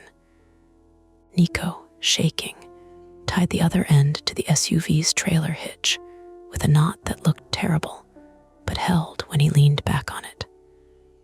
"Slow," Lena told me. I was behind the wheel because I had the least useful body for pulling and the most useful position for moving the car. My hands shook on the key. The engine turned over. Blessed, ordinary sound. The dashboard lit up, gas, temperature, seatbelt warning. A world of systems that still worked. "Reverse," Nico shouted. I eased back. The rope tightened. Frank screamed again. "Stop," Lena yelled. I stopped. Frank's leg came free with a sucking crack, and he collapsed onto the wet concrete. He was alive. Hurt badly, maybe, but alive. The courtyard gave another deep shudder. The pool fence folded inward. "Get in," Lena shouted. Darla and Kellner half dragged Frank toward the SUV. There was no room, but room is something you invent when the ground is failing. Nico climbed into the cargo area with the broken glass. Kellner got in beside him, clutching his wrist. Darla shoved Frank into the back seat and fell in after him. Lena climbed into the passenger side and slammed the door. "Go," she said. The van still blocked the driveway. I stared through the windshield at its white rear doors. "Seatbelts," I said stupidly. "Mara." I put the SUV in drive. My right foot, the injured one, hovered over the gas pedal. Pain pulsed up my leg. I pressed anyway. The SUV jumped forward. The front bumper hit Frank's van with a dull, ugly bang. Not enough. I reversed a few feet, hit it again. Harder. The van shifted sideways, tires scraping gravel. Again. The third hit bent the van's rear panel and shoved it just far enough to open a crooked gap between bumper and curb. I threaded the SUV through it, with the driver's side mirror scraping metal all the way. Behind us, the office window frame twisted. The pool deck cracked open in a jagged crescent from the pump room to the 5-foot marker. Water, tile, fence, chairs, and the old life ring bracket slid inward together. It did not look endless. It looked like neglect finally collecting payment. We bounced over the driveway lip onto Route 66. Nobody spoke for half a mile. Then Nico said from the back, voice shaking, "I still have the camera." Lena leaned her head against the window. Darla started to cry without making any sound. Frank groaned. Kellner whispered, "Hospital." I drove toward the interstate lights with one shoe, one swollen ankle, mud up to my ribs, and the feeling that part of me was still in that water, kicking for a bottom that never came. The first person who believed us was a nurse named Carla.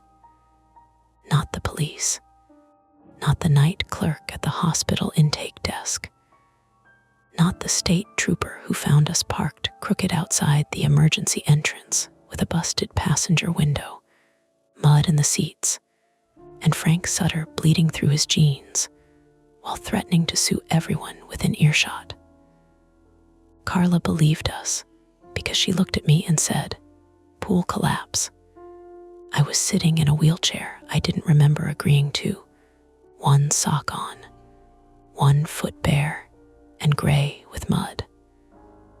My shirt was torn at the ribs.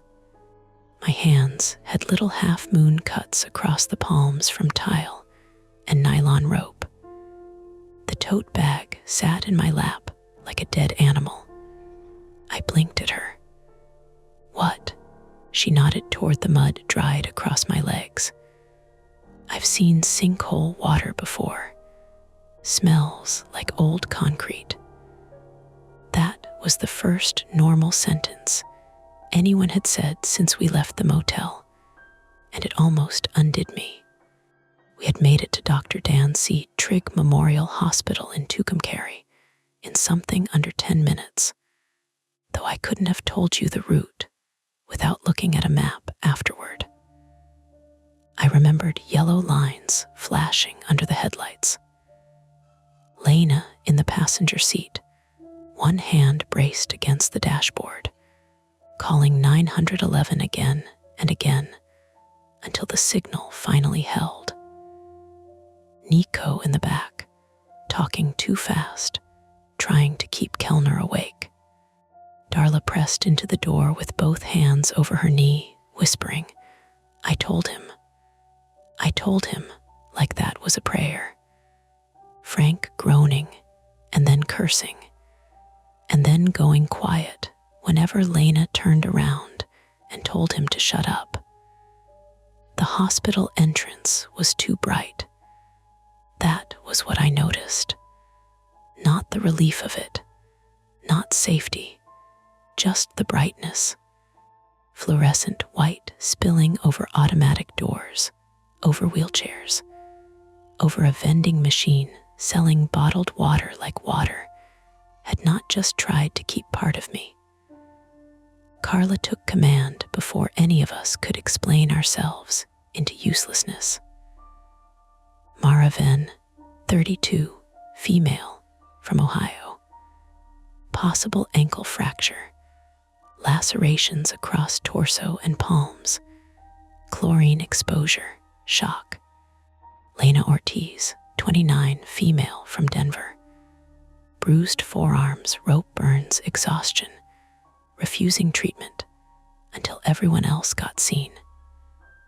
Nico Ortiz, 22, male, from Denver. Minor cuts from broken glass, shaking hands, still clutching the camcorder like someone might rip it out of his grip. Darla Pike, 54, female, from Amarillo, Texas. Injured knee, possible ligament damage, stress response, guilt so visible it seemed like another wound. Anton Kellner, 51, male, from Hamburg, Germany. Deep wrist laceration, tendon strain, mild hypothermia from wet clothes and shock. Still asking about his wallet in a voice that had gone small. Frank Sutter, 57, male, from Clovis, New Mexico. Crushed lower leg, possible tibia fracture, head contusion, and an attitude that got him assigned a security guard before the first hour was over. They separated us after triage. I didn't like that. Lena argued until Carla pointed at the mud on my shirt and said, "Your friend inhaled half a building. Let us check her lungs." "I didn't inhale a building," I said. Carla leaned close. "Honey, you smell like a basement with a pool license." That made Nico laugh once, a sharp, cracked sound. Then he covered his face with both hands. Lena's expression softened, but only for a second. "I'm right outside," she told me. I nodded. I thought I was fine until they asked me to lie back. The paper on the exam table crinkled under me, and the sound became water. The overhead light became the pool light flickering under the surface. When the nurse cut my shirt away from the scraped skin along my ribs, I grabbed her wrist without meaning to. "Sorry," I said immediately. She didn't pull away fast. She just waited. "You're okay. I know. You don't have to know yet." That was when I cried, not loudly, not in a way that made people rush in. It was worse than that. Quiet, embarrassing, uncontrollable leaking. I lay there staring at ceiling tiles while tears slid into my ears, furious at myself, because crying made it harder to answer questions, and questions mattered. Where had I fallen? How long had I been partially submerged? Had I hit my head? Could I feel all my toes? Did I know what day it was? Sunday, I said. No, Saturday. Wait, it was still Saturday in New Mexico. My phone had crossed time zones so many times that week I didn't trust it. The doctor came in, pressed along my ankle, and I made a sound that brought Lena back to the doorway despite whatever they had told her. "Sprain," he said after x-rays. "Bad one. No fracture. Ribs bruised, not broken. Cuts need cleaning, not stitches. You're lucky." I hated that word. Lucky was what people called it when they didn't have to feel the whole shape of what almost happened. Kellner needed stitches. Darla needed a brace and follow-up imaging. Frank's leg was worse. He went to imaging under protest, still demanding to know where his van was and who had authorized us to hit it. Lena told the deputy I authorized it.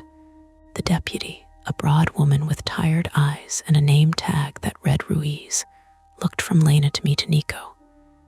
"You were driving." "I was," I said. "Your vehicle, rental. You hit Mr. Sutter's van to exit the property. It was blocking the driveway. Was it disabled?" "No." "Was Mr. Sutter able to move it?" "Yes." Ruiz looked toward the hallway where Frank had been wheeled away. "And did he refuse?" Lena said. "He was more worried about the camera." Nico lifted the camcorder. Deputy Ruiz looked at it like it was either going to solve her night or ruin it. "Do not delete anything," she said. Nico almost smiled. "Wasn't planning to." They watched the footage in a small family consultation room with vending machine coffee and a box of tissues on the table. I sat with my ankle wrapped and elevated on a second chair, hospital blanket around my shoulders, wet tote bag on the floor between my feet. Lena sat beside me, so close her knee touched mine. Nico connected the camcorder to his laptop with a cable he somehow still had in his backpack. His hands shook too much at first, so Lena took the cable and plugged it in for him. The footage was worse than memory in some ways and kinder in others. Memory had made the pool into a mouth. The video made it into infrastructure. A cheap courtyard under bad lights. Water moving where grade and drainage told it to move. A man slipping. A pole bending. Concrete cracking. Darla's broken valve handle skittering across wet floor. Frank grabbing for the camera. Me disappearing halfway into the office floor, not dramatically, not like a movie fall, but with a quick, ugly slide that made Lena turn her face away from the screen. Deputy Ruiz watched all of it without interrupting. Beside her stood a city fire captain in a navy jacket, a building inspector with his hair smashed flat from being called out of bed, and a younger officer taking notes. At 2:13 a.m., the fire captain paused the footage on a frame of the pool deck cracking in a crescent near the 5-foot marker. "That's undermining," he said. The inspector nodded slowly. Void under the slab. Maybe old cistern. Maybe failed fill. Darla, seated at the far end of the table with her knee braced, said, "I told Frank the deck was settling. Frank was not in the room. That helped. Deputy Ruiz looked at her. When, Darla swallowed.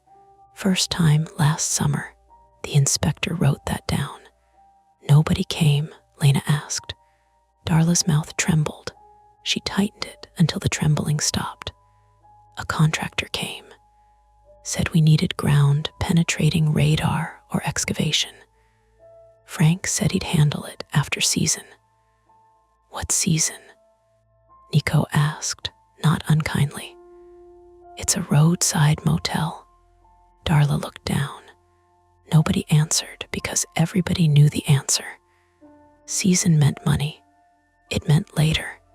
It meant keep taking reservations while the ground made small noises under the paint. By dawn, the Paloma Motor Lodge was behind barricades. We didn't go back immediately. None of us could. Police took statements at the hospital, then again in the morning after coffee that tasted like the inside of a paper sleeve. Fire crews had already evacuated the remaining guests. Nobody else was hurt. Mr. Kellner's rental car keys were not recovered, though his wallet turned up later in the debris near the broken pool return line, swollen with water and full of grit.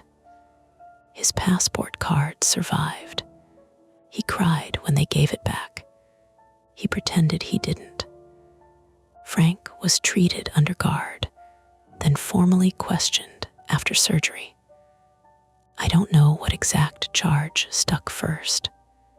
Reckless endangerment, obstruction, code violations, insurance fraud, maybe some combination that sounded cleaner on paper than it felt in the body.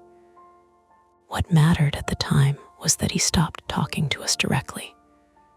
A lawyer appeared by noon and began using phrases like catastrophic unforeseeable failure and guest interference. Nico's footage made that difficult for him. So did Darla. She gave them emails, photos, maintenance notes, dates, receipts for patch jobs on the pool deck, a contractor's estimate with the words subsurface void investigation highlighted in yellow.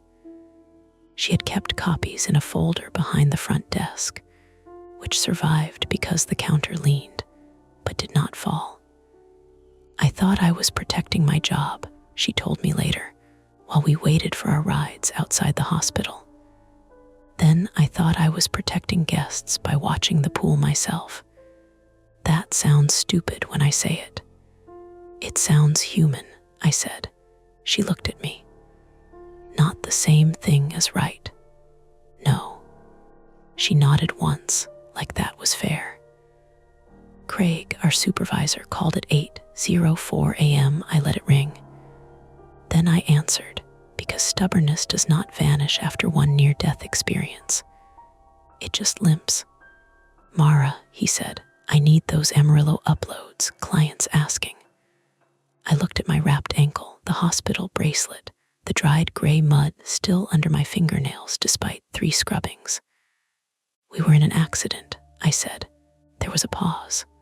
Car accident. No. Another pause. Longer. Are you able to send the files? Lena, sitting beside me in the hospital waiting area, slowly turned her head. I put Craig on speaker.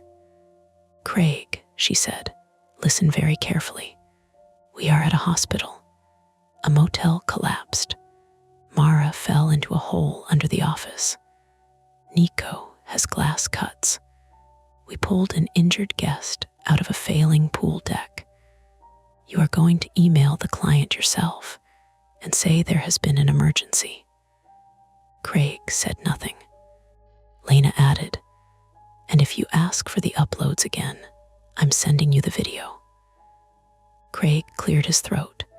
Take the day, Nico, from the chair across from us, murmured, generous king. I laughed. It hurt my ribs. That hurt made it real again, but not all the way. The strange thing about aftermath is how quickly the world tries to smooth itself over. discharge papers, insurance forms, pharmacy pickup, rental car company hold music, a deputy asking if my tote bag had been damaged, a vending machine accepting my card for pretzels, morning sun coming through the hospital windows like nothing underneath the earth had shifted. We stayed another night in Tucumcari, but not at a motel with a pool. Lena found us a room at a chain hotel near the interstate, 3rd floor, interior hallway, no courtyard. She checked the bathroom floor for cracks before she let me sit down. Nico checked the locks without joking about it. I lay on the bed with my ankle elevated on 2 pillows and listened to showers running in other rooms through the pipes. Every rush of water made my hands clench. At 3 a.m., I woke to the sound of the ice machine down the hall dropping cubes into its bin. For 1 second, I was back in the Paloma courtyard, hearing the pump stop. Then Lena's voice came from the other bed. "You awake?" "Yeah, me too." Nico was asleep on the pull-out chair, camcorder case hugged against his chest. Backed the footage up to 3 places before lying down. Cloud Drive, external drive, email to Deputy Ruiz. He told us he was being practical, but I saw him check each upload twice, then a 3rd time, like proof could evaporate if he stopped watching it. "You okay?" Lena asked. "No, good. I was going to be annoyed if you said yes." I stared at the ceiling. The room smelled like hotel shampoo and overworked air conditioning. "I froze," I said. "When?" "In the hole. You also caught the rope. After you survived after, that counts." I wanted to argue. I wanted to say survival wasn't a virtue when other people had to drag you out. I wanted to say I had been stupid for going in, stupid for needing the keys, stupid for thinking every problem could be solved by getting closer to it. Instead, I said, "I'm sorry." Lena was quiet for a while, then she said, "I'm angry." "I know. I'm not only angry at you. I know. I am partly angry at you." "That's fair." The air conditioner kicked on with a soft rattle. She turned onto her side, facing me in the dim. "Next time, we break the window first." I smiled even though my mouth felt stiff. "Next time, you know what I mean." I did. There would be no next time, not like that, but there would be other moments, other bad floors, other choices where responsibility dressed itself up as necessity and asked me to step forward when I should step back. That was the part I had to learn, not in a dramatic single revelation, but slowly, probably badly, with Lena reminding me until I could remind myself.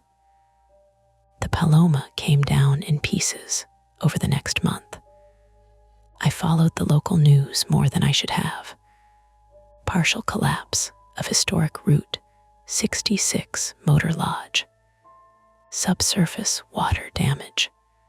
Unpermitted structural patches. Former owner facing multiple charges. City reviewing older motel pool inspections. The articles made it sound dry and inevitable, which I suppose it was. Darla cooperated with investigators and left motel work. Last I heard, she was staying with her sister in Amarillo and doing bookkeeping for a plumbing company. A detail so neat it felt invented, until she texted me a picture of her new desk with a cactus in a chipped mug. Kellner went back to Germany after several delays, though he sent Nico one email with the subject line "proof of life" and a photo of his stitched wrist giving a thumbs up beside a beer. Frank's lawyer argued about everything. Nico's footage answered most of it. As for us, we kept working for a while. Then Lena quit before I did, which surprised exactly no one. Nico went home to Denver and edited nothing from the tape. He said he might someday, but not yet. The raw file stayed raw. I took 6 weeks off because my ankle demanded it, and because, for once, I did not negotiate with a damaged thing by pretending it was whole. The bruise along my ribs bloomed purple, then yellow, then vanished. The cuts across my palms healed into pale little lines. My ankle still clicks when rain is coming. It sounds like a tiny dry twig snapping underfoot. I can swim. I still can. That's the thing people ask carefully when they know part of the story. I tell them yes, because it's true. I can swim across a clean hotel pool in daylight. I can stand in the shallow end with my feet flat and my eyes on the drain cover. I can even laugh if somebody splashes me, as long as they don't grab my ankle under the water. But I read depth markers now. I look at pool decks. I notice hairline cracks, rust stains around fence posts, places where concrete slopes toward a drain that doesn't quite sit level. I listen for pumps that sound strained. I pay attention when a pool light flickers under the surface. Last winter, months after everything, Deputy Ruiz emailed Nico to ask for another copy of one segment of the footage. The file he sent her had corrupted around the moment I slipped into the office floor. Not all of it, just 8 seconds. The backup on his external drive had the same glitch. So did the cloud copy. In the missing piece, there should have been nothing mysterious.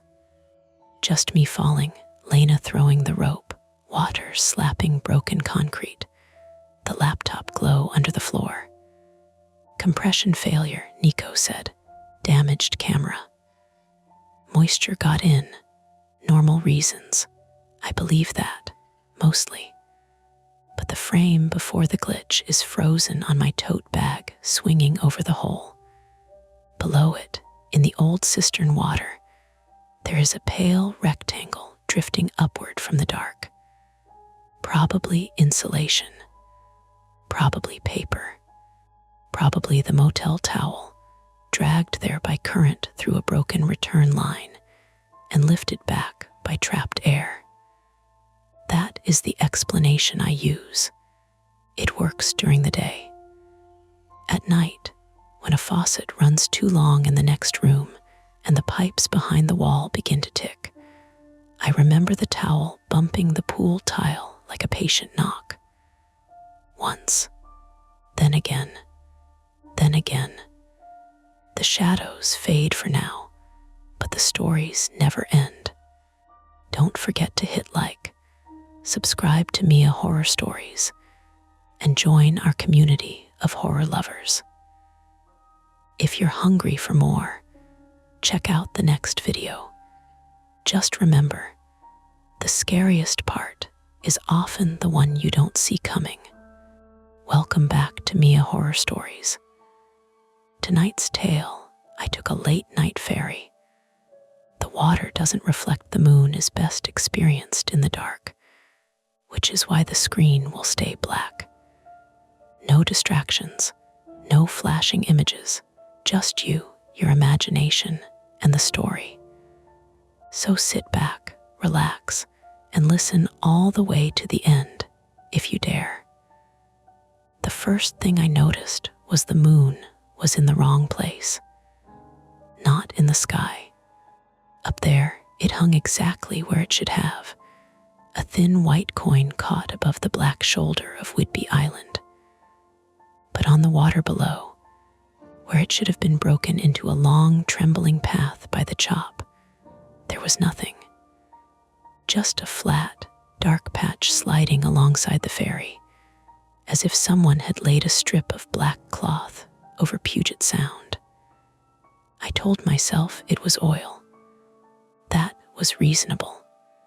Ferries leaked things. Boats leaked things. The whole dock always smelled faintly of diesel, kelp, wet rope, and old coffee anyway. A slick could swallow light. I knew enough about water to know it lied at night. Still, I stared too long. "Evan," Mara said, nudging my boot with hers, "you're doing that thing again."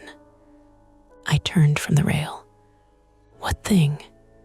"The thing where you look like you've just decided a normal object is evidence in a murder trial."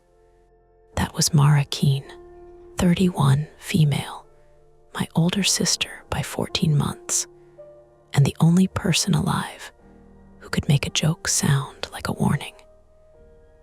She was bundled in a green rain shell with the hood cinched tight around her face, a little red from the wind. Her hair tucked badly underneath, so one dark strand whipped across her mouth every few seconds. She had been tense since we missed the earlier sailing, but Mara's tension never came out as panic. It came out as lists, sarcasm, and checking the time until the screen on her phone smudged with her thumbprint. "My name is Evan Keene. I'm 30, male, from Bellingham, Washington, though I had spent the last 7 years pretending Seattle was more my speed than it ever really was. I edit training videos for a maritime safety company, which sounds more useful than it is. Mostly I cut footage of men in hard hats pointing at fire extinguishers, while a narrator explains things everybody should have learned before stepping onto a boat. I know what hypothermia looks like on paper. I know what a flare kit is supposed to contain. I know how to make a bad drill look competent if the client pays enough. What I do not like is deep water at night. Not in a dramatic way. I still take ferries. I still kayak if the weather's good and someone else insists. But I don't lean over rails. I don't look down for long. When I was 9, a cousin dared me to jump off a floating dock into Lake Whatcom, and the cold caught me so hard I inhaled water before I even understood I was scared. My uncle pulled me out by the back of my shirt, laughing at first, then not laughing when I vomited lake water onto his shoes. After that, any dark surface of water looked less like a surface to me and more like a lid. Mara knew this. She also knew I hated being handled about it, so she didn't ask if I was okay. She just handed me one of the gas station coffees we'd bought in Mukilteo and said, "Drink. You get weird when you're underfed." I'm not underfed. You ate half a bag of sour gummies for dinner. That's a complete meal if you're honest about the food pyramid. She almost smiled. The ferry deck shuddered beneath us as the engines adjusted. A low mechanical groan moved through the hull, not loud exactly, but deep enough to press against the bones in my feet. We were on one of the late sailings from Mukilteo to Clinton, the kind you take when you have run out of better options, and the day has already become a story you're tired of telling. Our mother lived outside Langley, and that evening she had slipped on the back steps while carrying a laundry basket. Nothing catastrophic, she kept insisting over the phone. Just a wrist fracture, maybe a mild concussion, probably not worth all the fuss. Then she called Mara twice and didn't remember the first call. So we drove north through rain and brake lights, missed the earlier boat by maybe 40 seconds, and sat in the loading lane with the wipers ticking while Mara called the clinic, the neighbor, then Mom again. By the time we rolled onto the ferry, the terminal lights had shrunk behind us into smeared yellow beads, and the last few cars on the lower deck looked abandoned, even with people sitting inside them. There weren't many passengers out in the wind. A man in a Seahawks beanie smoked near the far rail, even though the sign behind him said not to. A teenage couple stood under the overhang sharing earbuds, their faces blue from one phone screen. Somewhere below, a dog barked from inside a vehicle, sharp at first, then miserable, then quiet. Near the forward end of the passenger deck, an older deckhand moved from chain to chain, checking latches with a gloved hand. He had the practiced slowness of somebody who trusted routines more than weather reports.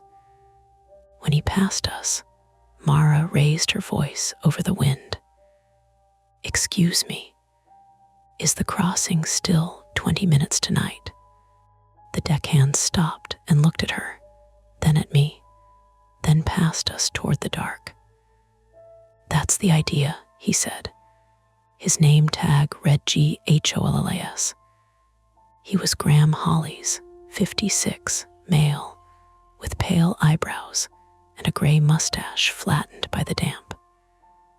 His orange safety jacket had reflective strips scratched dull from use, and there was a knit cap pulled low over ears that had probably been cold every working night for 30 years. He spoke in the patient voice of a man who had answered the same question in worse weather and would answer it again tomorrow. "The idea?" Mara asked. "Bit of current tonight, nothing special." He hooked one thumb toward the interior passenger cabin. "Warmer inside." "We're fine," I said too quickly. Hollies looked at my coffee, then at my white grip on the lid. "You'll be finer in there," he said, and walked on. Mara watched him go. "He thinks you're seasick." "I'm not seasick." "No, you're ferry sick. It's different, more artisanal." I laughed because she wanted me to, and for a minute the normalcy held. Wind rattled the loose zipper pull on my jacket. The coffee burned my tongue and tasted like cardboard and hazelnut syrup. A gull appeared above the lights, riding the air with its wings locked, then vanished past the roofline. Behind us, car alarms blinked red dots in sleeping dashboards. Below the rail, the dark strip was still there. It moved with us. That was the part I didn't like. Slick should break apart. It should stretch, wrinkle, pick up bits of reflected terminal light, or the green starboard lamp, something. This section of water remained matte and strangely calm, a band about 15 feet wide running parallel to the ferry. Outside it, the sound looked normal enough, all restless black scales and scattered glints. Inside it, nothing.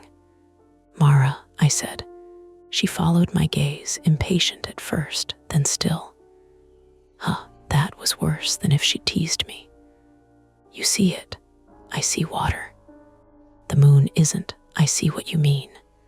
She leaned closer to the rail, then immediately stepped back as spray flicked against her face. "Probably wake pattern, or shadow from the ferry. The moon S on that side, then oil, like you said." I didn't say it out loud. You said it with your shoulders. We stood there another few seconds, two grown siblings in bad weather, giving too much attention to a patch of water. The ferry's horn let out one short blast. The sound rolled across the deck and came back thinner from somewhere in the dark. The teenage girl under the overhang jumped and pulled out one earbud. The smoker cursed softly. Then every light on the starboard side flickered. Not off, not even close. Just a quick dip, a blink passing through the deck lamps, cabin windows, and vehicle bay fluorescence all at once. The ferry did not slow. The engines did not falter. But for half a second, the entire boat seemed to inhale. A child started crying below. Mara took her phone out again. Okay, that was something. Power fluctuation, I said. Were you saying that for me or yourself? Both. The cabin door opened behind us, spilling heat and the smell of stale fries into the wind. A woman stepped out with a paper tray of nachos in one hand and her phone in the other, held high like a divining rod. She was maybe 27, female, blonde hair in a messy bun, oversized denim jacket under a rain poncho, with the exhausted alertness of somebody who had been traveling since morning and still had one more thing to survive before bed. No bars out here either, she asked nobody in particular. Mara glanced at her own screen. I've got one. Lucky.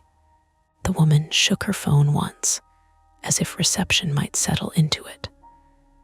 Mine keeps saying emergency calls only, then nothing. The man with the Seahawks beanie tapped Ash over the side. You're on the water. I have taken ferries before, the woman said, not looking at him. Her name, we learned a minute later, was Lena Ortiz, 27, female, originally from Portland. On her way to stay with a friend in Freeland after what she described as a wedding weekend that should qualify for federal disaster relief. She told us this because Mara, who collected strangers when stressed, asked if she needed to borrow a phone. Lena said no, then yes, then no again, then admitted she was mostly trying to text her friend that she had actually made the boat. My friend gets dramatic, Lena said. If I don't show up by midnight, she'll assume I'm dead in a ditch or back with my ex. She considers both equally tragic. Clinton Terminal has service, Mara said. Usually, said the smoker. We all looked at him. He was Peter Voss, 43, male, from Everett. Though he offered that later in the blunt way, some men give information like they are putting tools back in a drawer. He wore a dark work coat with reflective piping and had the roughened hands of someone who fixed engines, hauled gear, or both.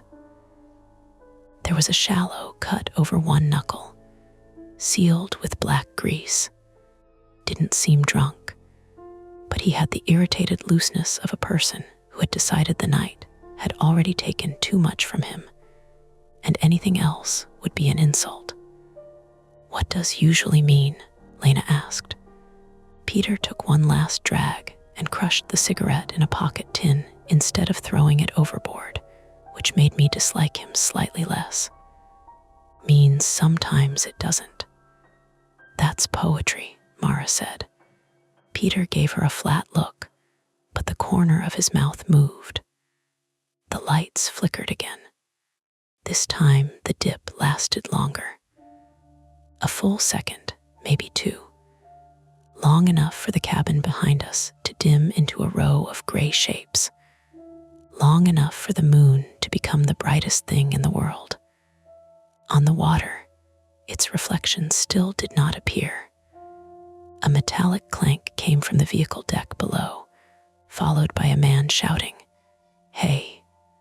Not a scream, a complaint. The kind of shout you hear when luggage falls over or somebody bumps a bumper. Graham Hollies reappeared from the port side at a faster walk than before. He moved past us without stopping, one hand to the radio clipped near his shoulder. "Vehicle deck," a voice crackled from the radio. "Lane 3. Got a loose tie down or something banging around." Hollis pressed the talk button. "On my way." Mara's posture changed.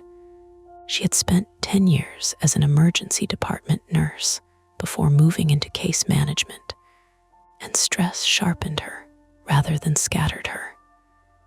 Her chin lifted. Her eyes tracked Hollis's route to the stairwell.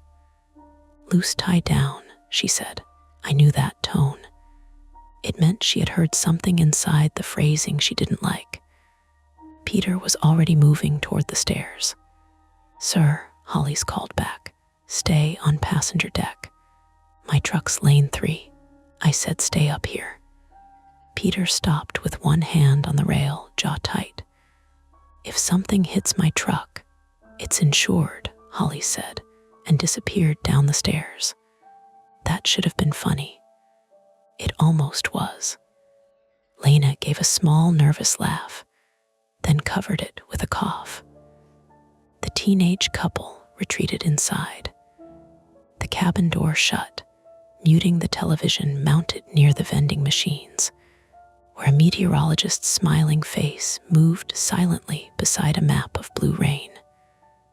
Mara's phone buzzed. She looked down so sharply, I thought it might be Mom, but her expression went from alert to annoyed. "What?" I asked. "Amber," she said. Amber was Mom's neighbor. 70, female, ex-school librarian, the sort of woman who kept emergency lanterns, spare batteries, and opinions in every room of her house. Mara read the text aloud. "Clinic sent Ruth home. I'm with her. She's asleep. Roads wet but clear. Don't rush." Relief should have loosened something in me. Instead, it made the ferry feel more optional. Mom was home, watched, asleep. We could have stayed in Mukilteo. We could have waited until morning, taken the first boat with commuters and daylight, and children dropping muffin crumbs on the seats. Mara typed back with both thumbs. "Too late, already crossing." The message failed to send. She stared at the red exclamation mark. Lena noticed. "Yeah, mine's doing that too." The ferry gave a sudden sideways lurch. Not huge. No movie-style tilt, no sliding cars, no people thrown across the deck. Just a hard shove from beneath, enough to make my coffee jump through the drinking slot and splash hot over my fingers. Lena grabbed the rail. Mara caught my sleeve. Peter swore and planted his boots wide. From below came another bang. Then a scraping sound. Long, metal dragging across metal. The dog in the vehicle deck began barking again, frantic now, each bark bouncing off the steel walls underneath us. A few passengers emerged from the cabin, faces pinched and curious. That is what people do before they are frightened. They check whether anyone else has decided to be frightened first. The ferry slowed. I felt it before I heard it. The engine note dropped and thickened. The vibration under my shoes changed from steady to uneven. Out beyond the rail, the dark strip of water peeled away from us and drifted outward, still unbroken by moonlight. Mara whispered, "Evan, I see it." "No," she pointed forward. At first, I thought she meant the Clinton terminal. The lights should have been visible by then. A small, practical constellation on the island shore. The crossing was short, familiar, almost boring. Mukilteo to Clinton is not some lonely ocean passage. It is 20 minutes across Possession Sound, with houses and roads and ferry workers who know every groan their boat can make. But ahead of us there were no dock lights. There was one red light, low on the water, blinking at irregular intervals. Then another beside it. Then nothing. The PA system clicked overhead. A burst of static scratched through the speakers, making everyone look up. A woman's voice came on, controlled but strained around the edges. "Ladies and gentlemen, this is the captain. We're experiencing a minor mechanical issue and are reducing speed while the crew assesses. Please remain in designated passenger areas and do not attempt to access the vehicle deck at this time. We expect to resume normal operations shortly." The speaker clicked off. For a few seconds, nobody spoke. Then Peter said, "That's not good." Mara turned on him. "Do you know what it is? I know they don't tell you to stay off the vehicle deck because nothing happened." Lena hugged her nachos against her chest, though she hadn't taken a bite since stepping outside. "Mechanical like engine mechanical. Could be steering," Peter said. "Could be a ramp sensor. Could be some idiot left something unsecured." "Helpful range," I said. He looked at me. "You want me to lie?" Below us, Holly's radio barked again, too garbled to understand. Mara grabbed my wrist, not hard, but with purpose. Inside, I should have gone. The smart thing was inside. Warm benches, other people, posted safety instructions, life jackets under seats, a crew trained to deal with passengers getting curious in the wrong direction. But the dark strip of water was drifting ahead now, passing under the bow. And as the ferry's forward floodlights swung with the chop, the beam caught something floating near the surface. A length of rope. No, not rope. A line of orange flotation buoys, the kind used to mark restricted areas or construction zones, stretched across the water at an angle. Most of it rode low, half submerged. One buoy blinked red. Another blinked, then died. The line disappeared into the darkness on both sides, positioned where no line should have been on an active ferry route. Peter saw it too. "Oh, you've got to be kidding me." Mara's grip tightened. "What is that?" "Boom line," he said. "Maybe a work zone marker." "In the ferry lane?" Lena asked. Peter didn't answer. The PA clicked again, but this time only static came through, then a pop that made Lena flinch. The cabin door opened, and a young crew member stepped out, scanning faces. She was Nina Caldwell, 24, female, with rain beading on the brim of her cap and a radio in one hand. She looked very young until she spoke, and then she sounded like she had practiced being obeyed. "Everyone inside, please." "What's happening on the vehicle deck?"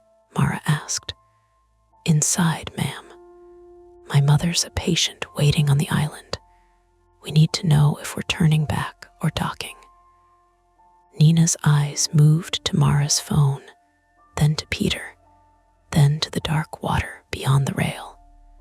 "We're not turning back at this moment." "At this moment," Peter said. Nina ignored him. "Please go into the cabin. Keep the door clear. We'll update you as soon as we can." Another scrape came from below. This one ended with a heavy thud that traveled up through the deck and into my knees. The ferry's horn blasted once, long and low. Nina's radio crackled. Holly's voice came through, clipped by static. "Caught under, don't let passengers."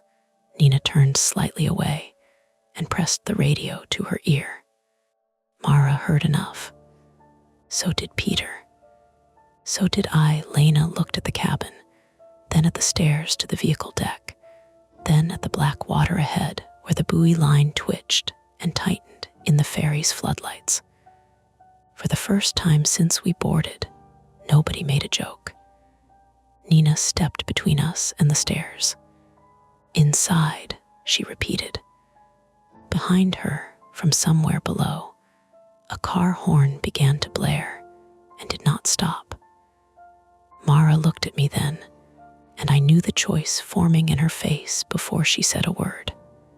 We could obey, sit under fluorescent lights with the others, trust the crew and the calm voice on the PA. Or we could stay close enough to see what was happening, close enough to act if the banging below was more than unsecured cargo, close enough to make ourselves part of a problem that had not yet become ours. My fingers still stung from spilled coffee. The moon hung clean above the island. The water under it stayed black. Mara said very quietly, "Evan, if something's wrong below and people are trapped in their cars." Nina heard her. "Ma'am," she said, sharper now, "do not." The horn kept blaring, and none of us moved, not inside, not down, not yet. Nina Caldwell kept one hand out like she could physically hold 5 adults in place with her palm. "Inside," she said again.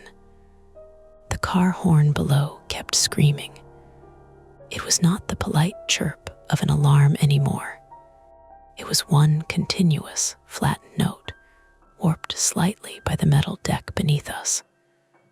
The sound came up through the stairwell and through the soles of my shoes.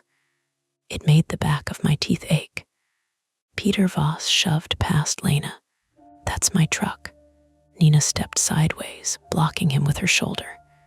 "Sir, I need you to return to the cabin. You need to tell me why my horn is going off. I don't know that it's your vehicle." "It is." "You don't know that." Peter leaned toward her. "I know my horn." Mara moved before I did, putting herself between them with that emergency room calm I had seen her use on drunk men, panicked mothers, and once on me, when I'd sliced my thumb open trimming baseboard and pretended it was nothing. "Everyone breathe," she said. "No," Peter snapped. "No, I'm not doing the breathing thing. I'm not asking you to meditate. I'm asking you not to make this harder." Nina's radio crackled again, half a sentence buried in static. "Need wedges lower? No, keep him back." Nina turned her head sharply. "Hollies, repeat."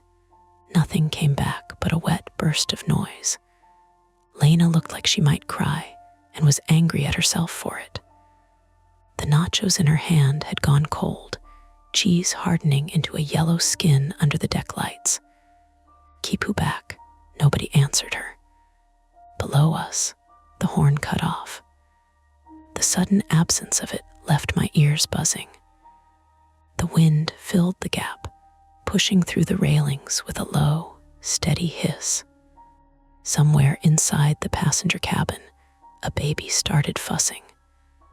A vending machine hummed as if nothing in the world had changed. Then came 3 hard knocks from beneath the deck. Not mechanical, not random.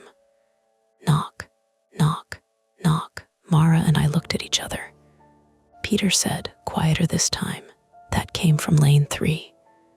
Nina's expression changed in a way she tried to hide. Her eyes flicked to the stairwell. Her mouth tightened. "Was someone in your truck?" Mara asked. "No." "Are you sure?" Peter stared at her. "I'm not in the habit of storing people in it." "Could someone have gotten into the bed?" "It has a canopy, locked." "Before boarding," I said, locked. The ferry lurched again, softer than before, but uglier somehow, like it had dragged its belly over something it couldn't climb. The deck lights flickered, recovered, then dimmed to half strength. The orange safety strips on Nina's jacket dulled from bright silver to the color of old foil. This time, the engines did not settle back into rhythm. They idled unevenly beneath us, one pulse strong, the next thin. I had edited enough engine room training videos to know that machines could sound nervous. It was stupid, but there it was. A diesel engine under strain had a stutter that felt almost alive. The PA clicked. No announcement followed. Just the click, then a breath, then a faint thump as if someone had touched the microphone and decided not to speak. Nina pressed her radio button. Bridge, this is Caldwell on passenger deck. I have 4 passengers refusing to clear the exterior stairs. We are not refusing, Mara said. Nina ignored her. I need confirmation vehicle deck is secured. The reply came through broken. A male voice, not Holly's. Negative. Stay clear. Possible entanglement. Possible passenger in vehicle.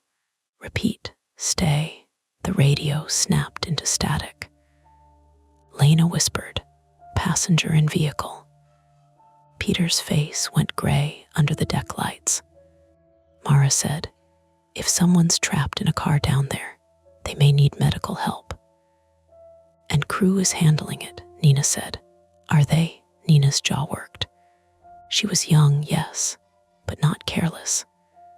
I could see the math happening behind her eyes. Passengers above, crew below, captain on the bridge, something fouled under the ferry.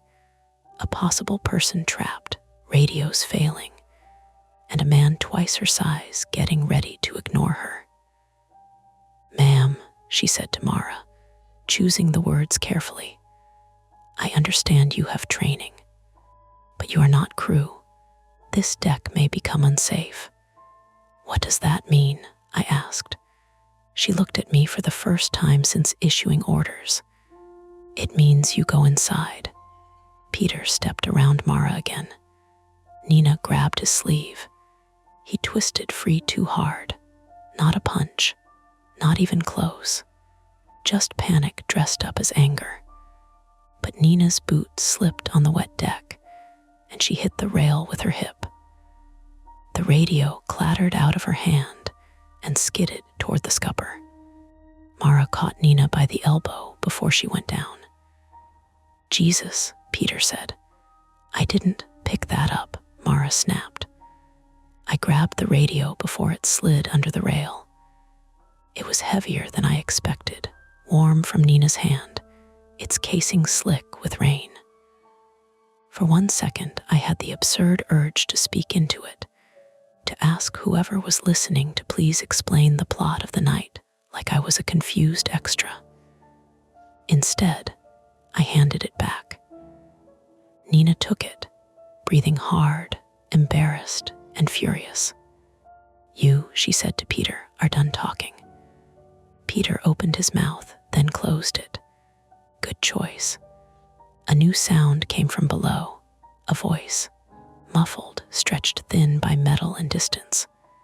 Help, Lena made a small sound in her throat.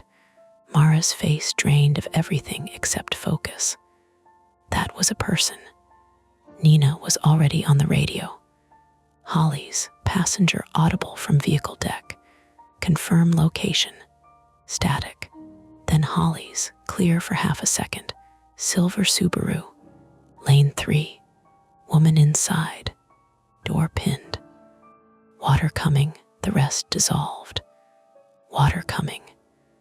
2 words can change the shape of a space. The ferry, which had been large and bright and official a minute earlier, suddenly felt like a floating steel box with too few exits and too much dark around it. My eyes went to the water again without permission. The black band had widened ahead of us, the buoy line twitching under the floodlights. It was not calm now. Something below the surface tugged at it, making each orange float dip in sequence like fingers tapping. Mara spoke to Nina. How much water? I don't know. Is it flooding the deck? I don't know. Then find out, Nina's face hardened. I'm trying. The cabin door opened behind us. The teenage boy from earlier stepped out with a pale woman who might have been his mother. What's happening? The woman asked. Why did we stop? We haven't stopped, I said, though I didn't know if that was true. Nina pointed at them. Inside, now. This time her voice worked. The boy and woman disappeared back into the cabin. Peter rubbed both hands down his face. Silver Subaru, he said. There was one behind me. Woman driving, older, had a little kid in the back maybe. Mara turned on him. You didn't say that. I didn't know it mattered. A kid, I said maybe. I saw a car seat or a booster. I don't know. Lena put a hand over her mouth. The ferry shifted again. Hollow bang rolled from the bow area, followed by a vibration that rattled the window frames of the passenger cabin. The lights dipped a third time and came back redder, emergency strips glowing along the floor inside.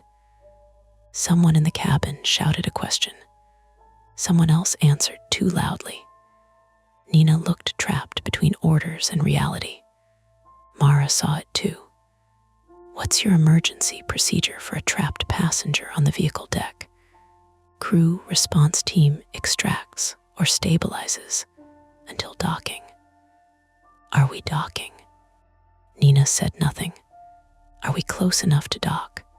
We are not currently on approach. The phrase landed badly.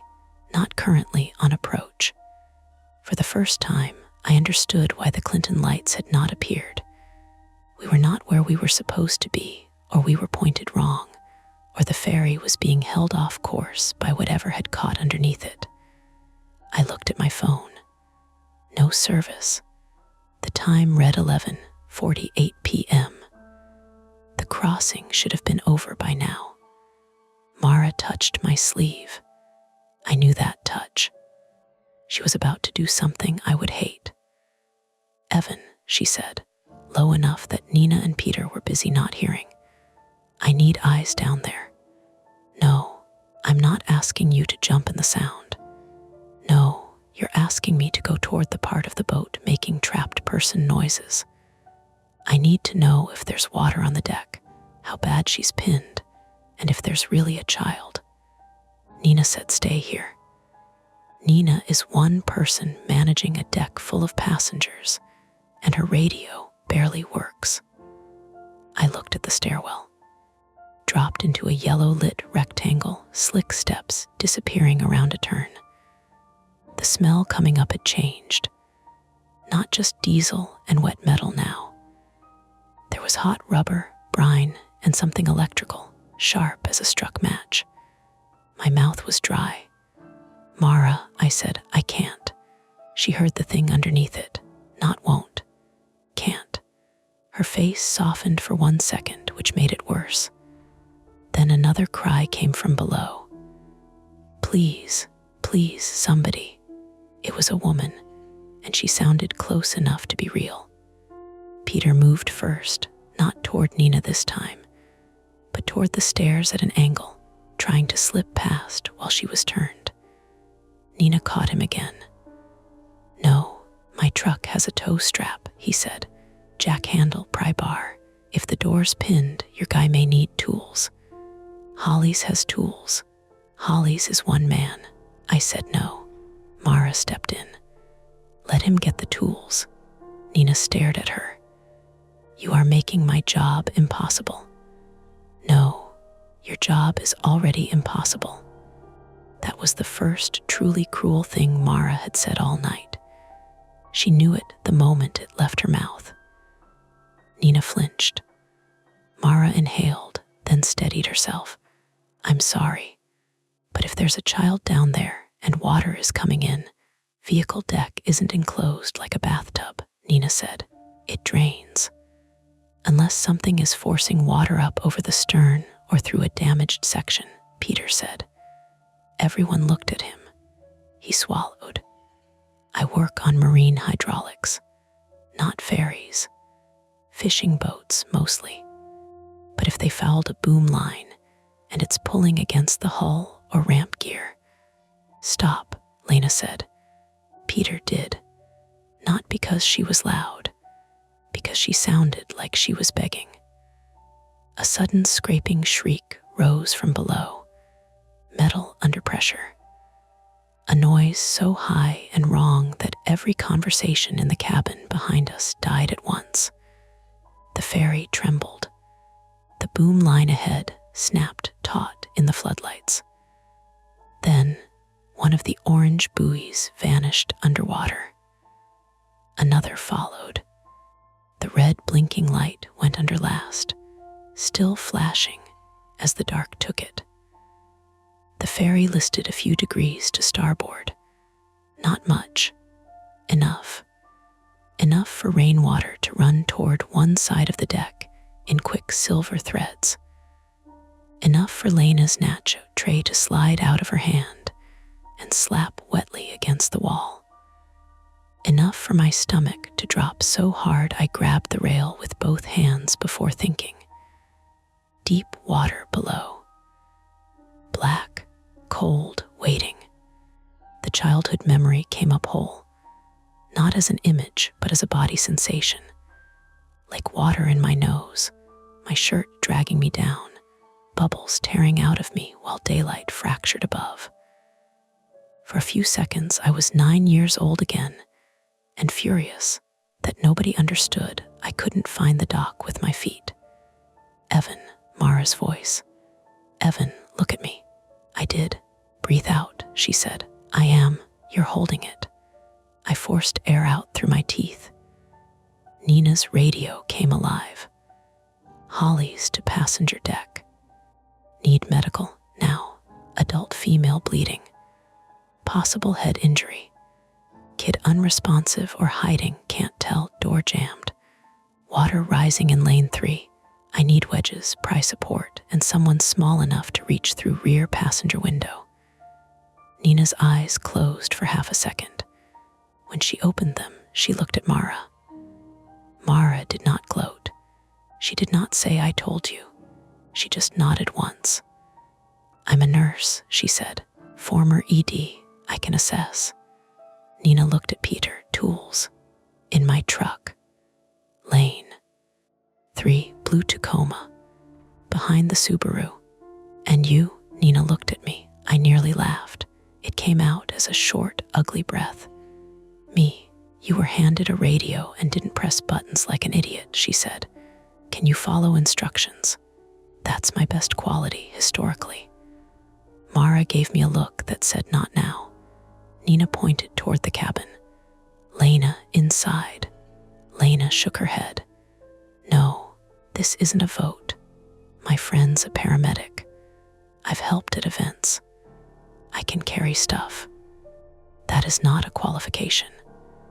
I'm not saying let me do surgery. I'm saying if you need hands, we don't need more passengers in danger. Then why are they going? Nina had no clean answer.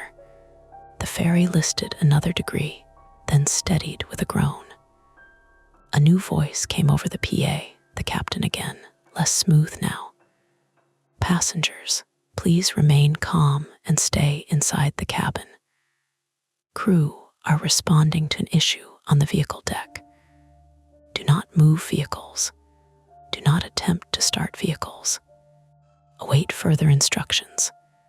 Do not attempt to start vehicles. Peter and I exchanged a look. Carbon monoxide, he said. Or fire risk, I said. Or both. Nina swore under her breath. Then she made her decision. Mara, you come with me. Peter, you retrieve only what I tell you when I tell you. Evan, you stay with the stairwell door and keep passengers from following. Relief hit me so fast it was embarrassing. Then Mara said, he should come. I turned to her. What? I need someone I trust behind me. You trust Peter. I trust you to tell the truth when you're scared. That landed harder than I expected. Nina shook her head. No, he stays. Holly said someone small enough to reach through a rear passenger window, Mara said. That is Peter. It is Holly's. It might be Evan. I looked at my sister. Mara, her voice dropped. I know. She did. That was the worst part. She knew exactly what she was asking me to walk toward. The sound of water on metal, the smell of brine, the possibility of being near an open edge or a flooded lane with the ferry leaning under us. You don't have to, she said. But she said it in front of everyone, which meant I did. Not because of pride. Not exactly. Because somewhere below us, a woman was bleeding in a silver Subaru, and maybe a child was not answering, and I could already imagine the shape of the later conversation if I stayed upstairs. Mara would never blame me. That would make it worse. I'll go, I said. My voice sounded borrowed. Nina studied me. You panic, you leave. You disobey me, you leave. You get in the way. I will have Hollies drag you out by your collar. Fair. Lena, cabin. Lena hesitated, then grabbed the fallen radio strap that had twisted near Nina's elbow and fixed it without being asked. At least take my phone, she said. Flashlight's better than yours if the lights go. Nina looked like she wanted to refuse on principle. Then the deck lights flickered again. Lena unlocked the phone and handed it to Mara. Password's 914, she said. Don't read my texts. Mara managed a thin smile. No promises if we survive. That almost broke the tension. Almost. Nina led us to the stairwell. The moment the door opened fully, sound rushed up. The vehicle deck was a steel echo chamber, shouting, barking, water-slapping tires, the uneven throb of engines, and underneath all of it, the dreadful slow creak of something outside the ferry pulling against something that was never meant to be pulled that way. The smell hit next. Hot brakes, salt water, gasoline, faint but present. Nina stopped on the first step and turned back. Listen carefully, she said. The challenge is simple. We stabilize the woman, find the child, get them out, and clear the deck before the captain has to reverse thrust or cut power. If the line under us shifts again, this area may flood faster or vehicles may move. You do not improvise unless Mara or I tell you. Understood. Nobody spoke for a second. Then Peter said, understood. Mara said, understood. I made myself say it too. We descended. Halfway down, the ferry gave a sharp, violent shudder.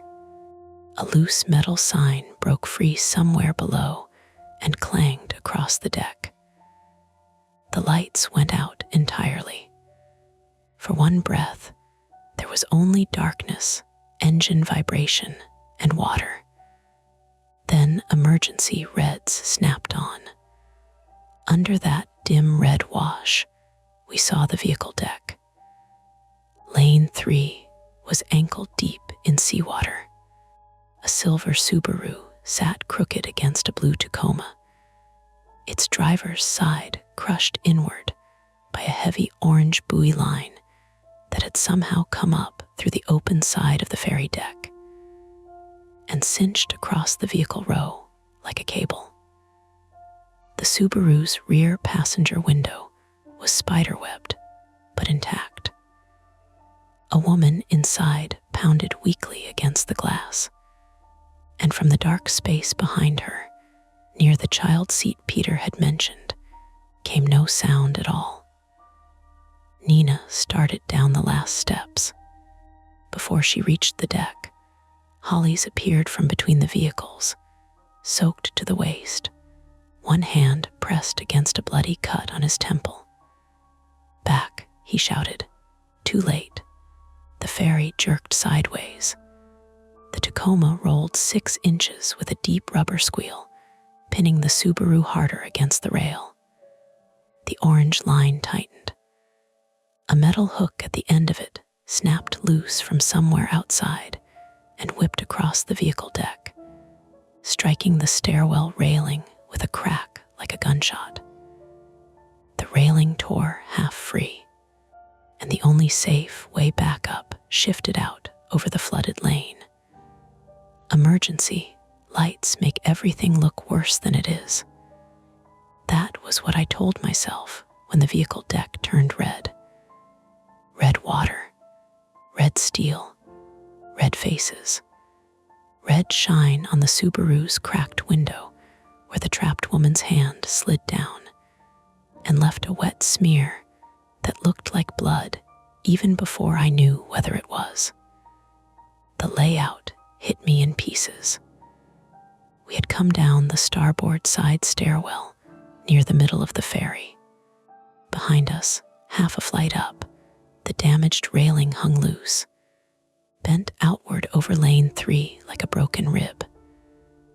To our left, toward the stern, were rows of parked cars and trucks, bumpers tight, mirrors folded in. To our right, toward the bow, the vehicle deck narrowed into shadow where the ferry's forward ramp would be. Lane 3 ran closest to the open side, where the black water slapped below the ferry's steel edge. Peter's blue Tacoma sat in that lane, angled slightly now. Its rear end shifted toward the Subaru. The silver Subaru was wedged diagonally between the Tacoma and the outer rail. Driver's side crushed inward by the orange boom line pulled tight across it. The boom line had not come neatly over the deck.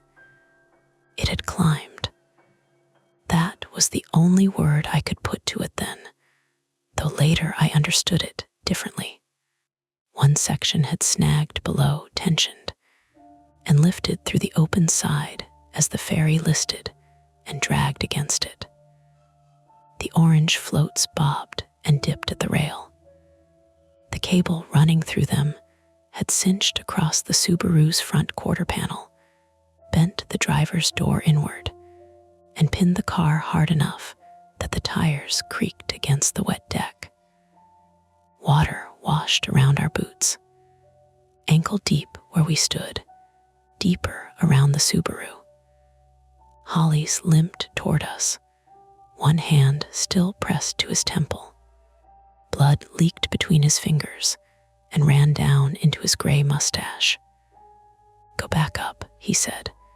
Nina pointed at the wrecked railing. "Can't, not cleanly." His eyes flicked past us, saw it, and his mouth tightened. Mara moved to him. "Let me see." "No time. That's not how bleeding works." He gave her a look like he wanted to argue, but couldn't afford the energy. She pulled his hand away. The cut was ugly, but not pouring.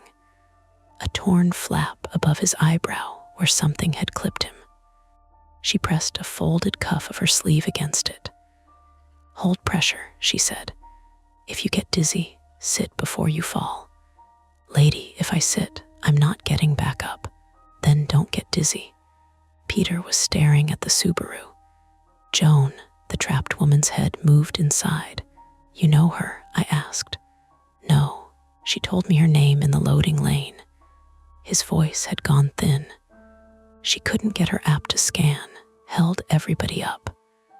Mara was already slogging through the water. Nina grabbed her arm. "Wait." Line S under load. "I'm not touching the line." "You don't have to. If it slips, it'll cut the space between those cars in half." Mara looked at the Subaru, then at the woman inside.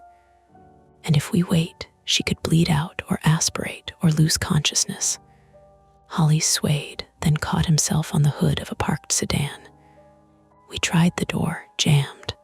Window won't drop. Electrical's dead. Rear window, S cracked but holding." Where S just the child?" Mara asked. "Couldn't confirm. Thought I saw a booster behind passenger seat." Holly swallowed. Something moved back there, then nothing. The woman inside pounded once against the glass. Weak, barely more than a tap. Mara looked at me. I hated that look.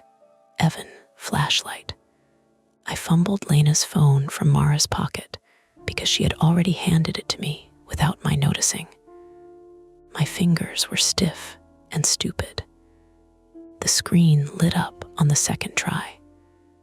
I turned on the flashlight and aimed it through the Subaru's rear passenger window.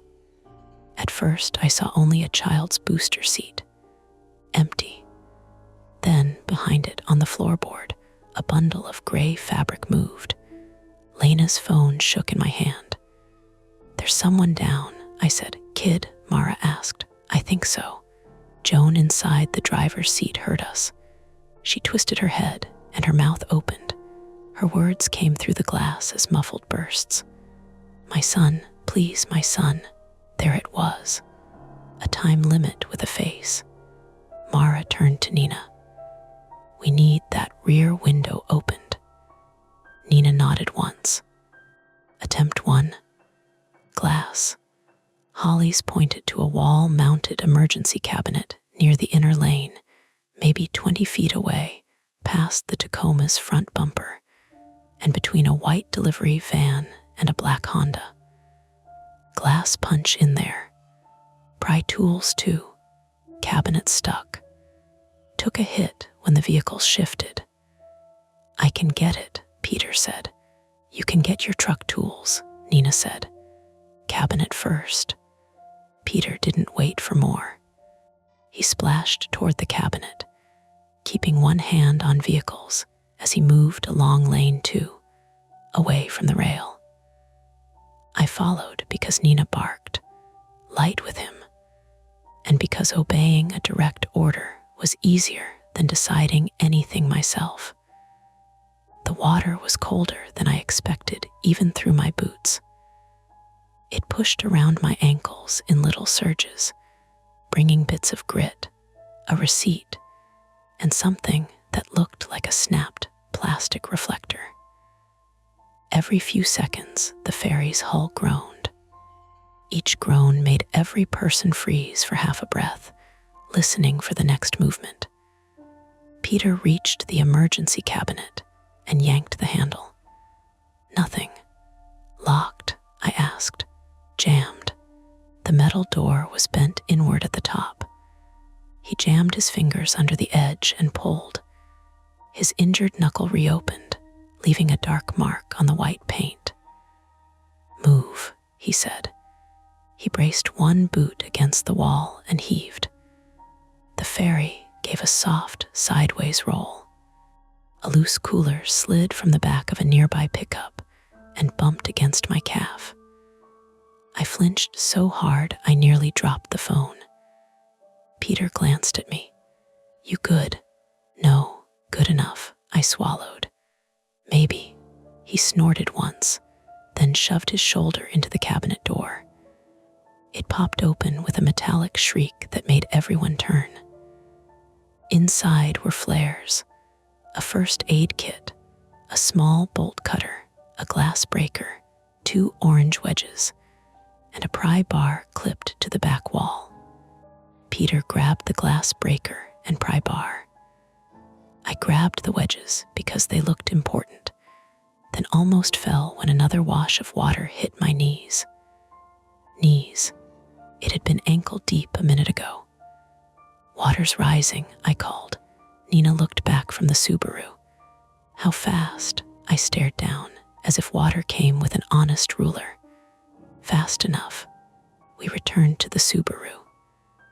Mara was speaking through the driver's window, her voice firm and close. "Joan, listen to me. Keep your head still if you can. Do not try to climb out yet. Is your son breathing?" "I don't know. I can't turn. I can't, my leg. What's his name?" "Caleb." "How old?" 6. Mara's face flickered just once. 6. old enough to understand terror, young enough to go quiet inside it. Peter handed the glass breaker to Nina. Nina positioned herself at the rear passenger window, away from the orange line, and struck the corner. The tool clicked. The glass starred wider but held. She struck again. Click, crack, nothing. Tempered, Peter said. Side windows should go, Nina snapped. Maybe laminated safety glass, Holly said. Newer models. Some rear side windows are laminated now. Nina struck a third time. The window flexed and whitened with cracks, but did not collapse. Attempt one failed. Or not failed, worse, partial. We could see more now through the fractured glass. The child was on the rear floor behind the passenger seat, curled sideways, one arm trapped under him. His face was turned down. The booster had tipped over him like a shield. He did not respond when Mara shouted his name. Joan started making a sound that was not screaming. It was a repetitive, breathless, no, no, no, no, that threaded itself under every other noise. Mara turned to Peter. Pry bar. He wedged it into the top of the rear door frame, but the Subaru shifted with the pressure. The orange line creaked. The whole car groaned against the Tacoma. Stop, Nina said. Peter froze. The line hummed. I heard it through the deck. A deep vibrating note, like a guitar string thicker than my wrist. Holly said, back off now. Peter eased the pry bar out. The hum faded. Mara closed her eyes for half a second, then opened them. Okay, not that way. Nina's radio crackled. Vehicle deck bridge status. Nina snatched it up. One adult female pinned, one child confirmed in rear footwell, unable to access. Water rising lane 3. Boom line under load across vehicle row. We need instructions. The captain's reply came broken, but understandable. Coast Guard notified. Tugs unavailable immediate. We may attempt controlled reverse to reduce line tension. Holly stepped forward. No, tell him no. Nina pressed transmit. Bridge. Deckhand Hollies advises negative on reverse with passengers exposed. Static. Then, we may not have choice. Bilge alarms forward. Steering response limited. Prepare to clear deck. Clear deck. I looked at the damaged stairwell behind us, then at the Subaru, then at Mara. The phrase had no place to land. Peter heard it too. Clear to where? Nobody answered. The second attempt formed out of panic and procedure. If the window would not break, and prying the frame threatened to tighten the boom line, maybe Peter's truck could help. His Tacoma sat nose forward, rear quarter, pressed against the Subaru's passenger side. If we could move it even a foot, we might open enough space to reach the rear door or create a safer angle. Nina hated the idea immediately. No engines, she said. Captain ordered no starts. I don't need to start it, Peter said. Put it in neutral. We push or winch. With water and a list, it shifted once already because the ferry moved. Then use that. That is not a plan. It's better than staring at a kid through glass. Mara looked from Peter to Nina. Can we chalk it? Control the roll. Nina's lips pressed together. Maybe. Holly's pointed at the wedges in my hands. Front and rear of Tacoma's downhill wheels. If it moves wrong, it pins the Subaru worse or takes someone's legs. That was how I found myself crouched in cold seawater beside Peter's Tacoma, trying to jam orange wedges under tires, while the ferry leaned toward the open side, and the dark water slapped 6 feet away through the rail gap. 6 feet, maybe less. I could not stop measuring it. From the Tacoma's right side to the rail, 2 feet. From the rail to black water, a short fall, but enough. From me to the stairwell, 15 feet. From the stairwell to safety, no longer clear. My hands shook so badly the first wedge slipped. It floated away, bumping against the Subaru's crushed door. "Grab it," Peter said. "I'm trying." "Faster." "Peter," Mara warned. He bit back the next word. I lunged for the wedge. My fingertips caught it just as a wash of water pushed it under the Subaru. For a second, my shoulder brushed the wet tire, and the dark underneath the car opened like a mouth. Something touched my wrist. I jerked back and slammed my elbow into the Tacoma's bumper. Pain flashed up my arm. "What?" Nina shouted. Something grabbed me. Everyone froze. The water moved again. A pale shape slid beneath the Subaru. For one awful second, I thought of a hand. Something under the car. Someone under the water. Then it bobbed up against the tire. A white plastic doll, not a baby, not a hand. A doll with molded fingers and one painted eye scraped half off, probably washed out from some family's car or Caleb's backpack. It bumped the tire twice, then spun away in the red emergency light. The misdirection should have been funny once it was explainable. Nobody laughed. Mara's voice softened from near the window. "Evan, breathe. I am so tired of being told that. Then stop needing it." That almost helped. We wedged the Tacoma's wheels. Peter climbed into the driver's seat through the passenger side because the driver's side was too close to the Subaru. He moved with careful, jerky urgency, muttering to himself as he found the gear shift. The cab light came on, showing wrappers, a toolbox, a yellow rain jacket, and a framed photo tucked into the visor. A girl around 10 smiled beside a soccer goal. Peter saw me see it. "My daughter," he said. I said nothing. He looked away. "She's with her mom tonight." He put the truck in neutral. Nina and Holly's took the front. I took the rear quarter with Peter. Mara stayed at the Subaru window, monitoring Joan, talking to Caleb even though he did not answer. "On 3, Holly said. 1, 2, 3, we pushed. Nothing again. The Tacoma rocked maybe an inch. The wedge squealed. The Subaru creaked. "Stop," Nina said. Peter ignored her and shoved harder. The Tacoma moved. Not the direction we wanted. Its rear slid downhill toward the open rail, the wet deck offering no grip. The wedge shot out and struck my shin hard enough to make me shout.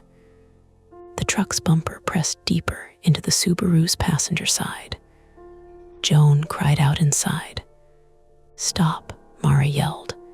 Peter stumbled back, hands raised. I stopped. Attempt 2 failed, and it tightened the trap. The Subaru was now pinned harder. The rear passenger side, where Caleb lay, had less space around it.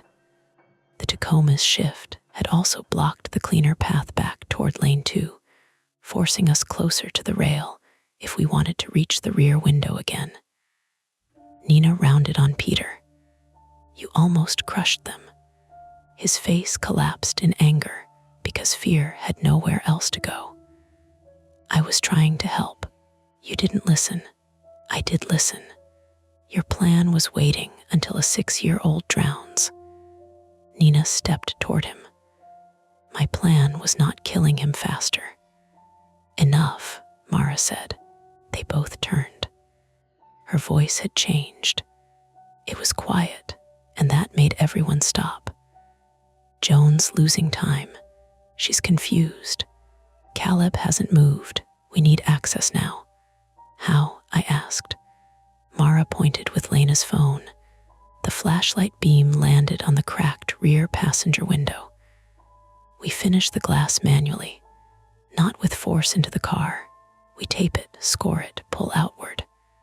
With what tape? Peter asked. Hollis coughed, then pointed to the emergency kit. Trauma shears, gauze roll, duct tape in spill kit by the forward bulkhead. Forward bulkhead is past the line, Nina said. I looked toward the bow. The forward bulkhead was maybe 30 feet away, beyond the Subaru, beyond the tightened orange boom line, in a darker section where water had pooled deeper. And several vehicles sat at odd angles. The spill kit cabinet was mounted high on the inner wall under a sign that read absorbent materials. Between us and it, the boom line crossed the deck waist high in places, dipping to knee height in others, buzzing faintly under load. I'll go, Peter said. Nina said, no, you won't. I know where it is. So do I, your crew. If you get hurt, we're worse off. That was practical enough to sting. Nina hesitated. Mara pointed at me. Evan and Peter go together. Stay inside lane 2, away from the rail. Get tape. Anything absorbent. Any gloves, then back. I wanted to object. I wanted to say I had already done my part. I had wedged the tire badly. I had not run. Surely that counted for something. But Caleb was still silent. Peter looked at me. You good enough? There it was again. Good enough. No, I said, but I'll go. We moved forward along lane 2, using the sides of cars as handholds. To our left were vehicles packed close, windows fogged from warm interiors, and frightened people who had ignored instructions and stayed inside until the crew shouted them out. Some were empty now. Some had shapes moving in them. To our right was the Subaru, the orange line, and beyond that the open side of the ferry where the sound rose and fell in black slabs. Halfway to the spill kit, the lights flickered out again. Lena's phone became the only beam. The red emergency lights returned after 3 seconds, but those 3 seconds were enough for someone farther forward to start screaming. A man's voice. Don't leave me. Hey, Peter stopped. What the hell? The voice came from a dark SUV near the forward ramp, driver's side toward us, windshield fogged. A man inside slapped the glass with both palms. He was trapped by nothing we could see. Nina shouted from behind us, stay on task. He's stuck, I called back. Is he injured? The man kept slapping the glass. Open the door. Peter waded to the SUV and tried the handle. It opened. The man practically fell out, breathing hard, phone clutched in his hand. My door wouldn't. I thought it was locked. Child lock, Peter said, peering in. It's a rental. I don't know. He was shaking, embarrassed now that the door had opened. He was not trapped, not physically. Panic had made a cage out of a normal latch and a dark windshield. Nina was right. Stay on task. We left him with instructions to move aft and keep one hand on the vehicles. He stumbled away, still apologizing to nobody. At the spill kit, Peter tore the cabinet open. Inside were absorbent pads, nitrile gloves, a roll of duct tape, zip ties, and a laminated instruction sheet already damp at the edges. I grabbed the tape. Peter grabbed the pads and gloves. Then the ferry's horn sounded again. Long, low, continuous. The deck tilted beneath us. Not a lurch this time. A turn.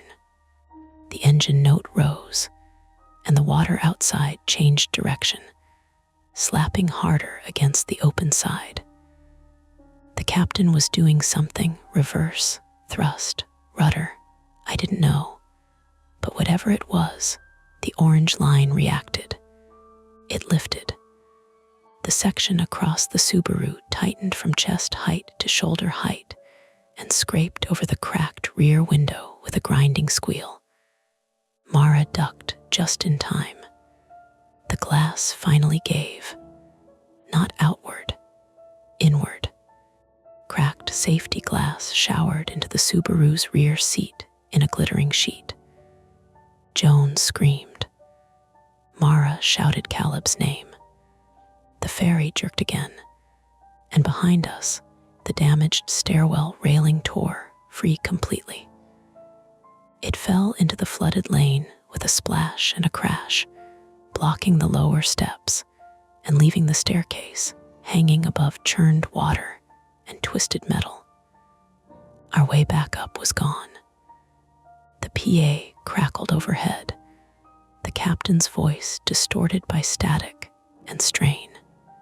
All passengers and crew on vehicle deck, evacuate aft.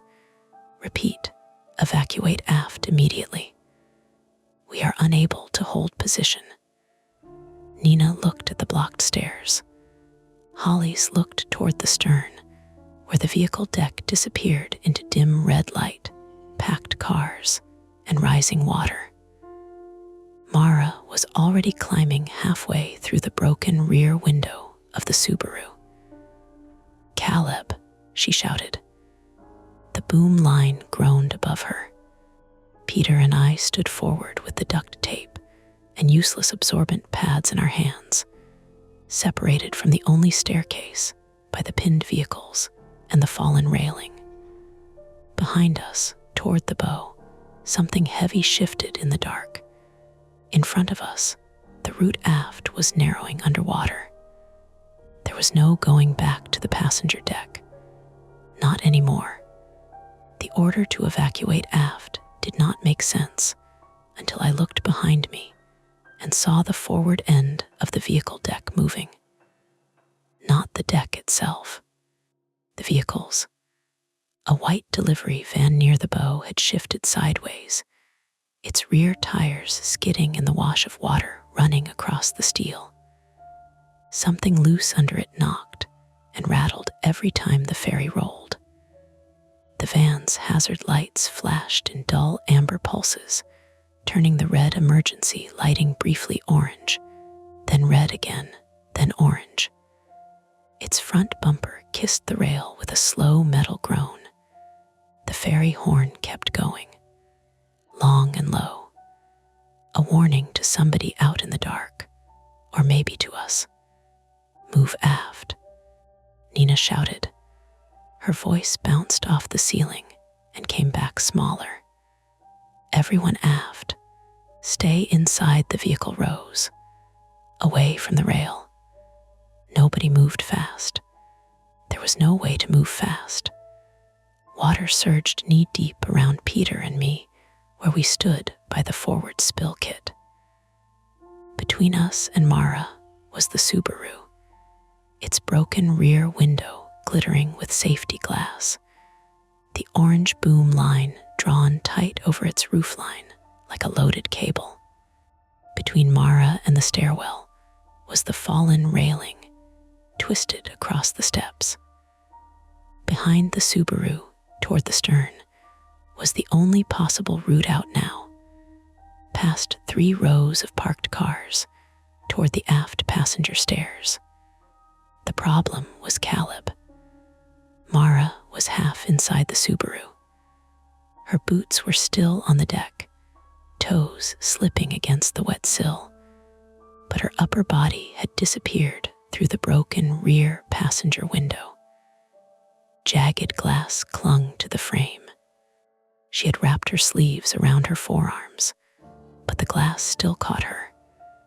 I saw one red line open across her wrist. "Mara," I shouted. No answer. Peter grabbed my jacket.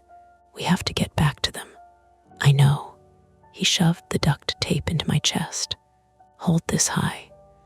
We moved sideways along lane 2, using the vehicles as a railing. My injured shin throbbed from where the wedge had hit me. My elbow pulsed. My boots filled with water, heavy and cold, and every step made a sucking sound. I kept Lena's phone pinched in one hand, flashlight beam jumping wildly across bumpers, license plates, wet tires, and the black strip of water visible beyond the rail. No moon reflection there. Even now, with everything explainable and physical and loud, that detail stayed in the corner of my eye like a bad thought. Peter slipped. His knee hit the deck under the water. I grabbed his collar and hauled him up. "Thanks," he gasped.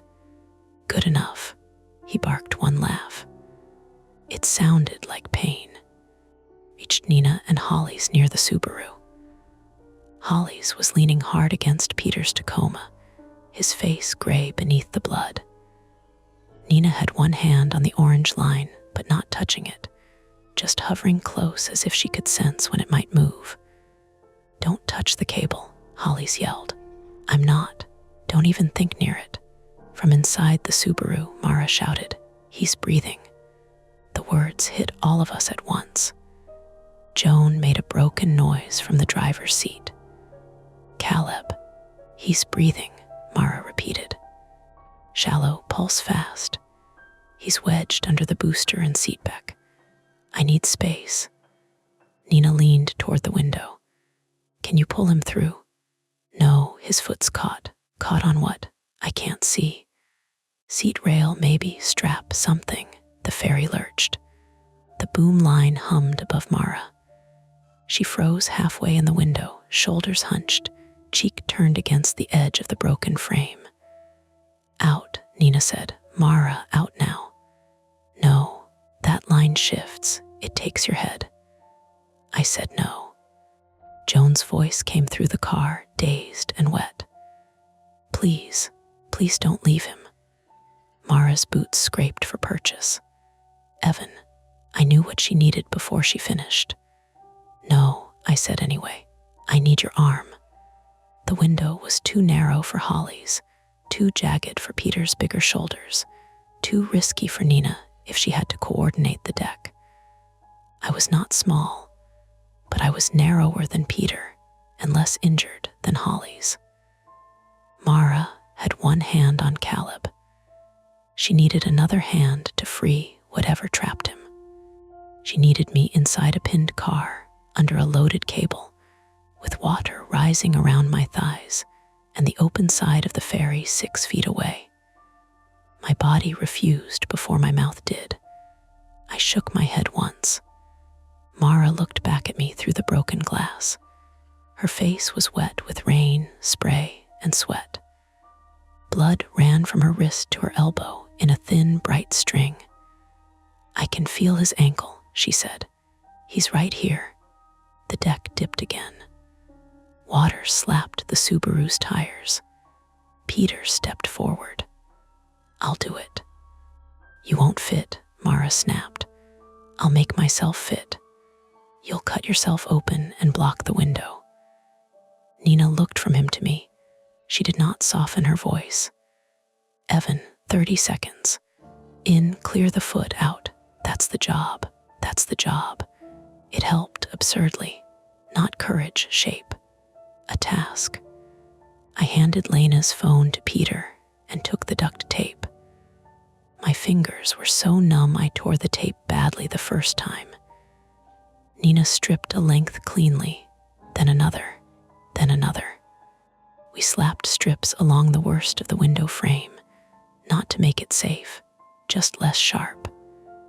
The tape stuck poorly to wet metal and fractured glass. "Gloves," Mara said.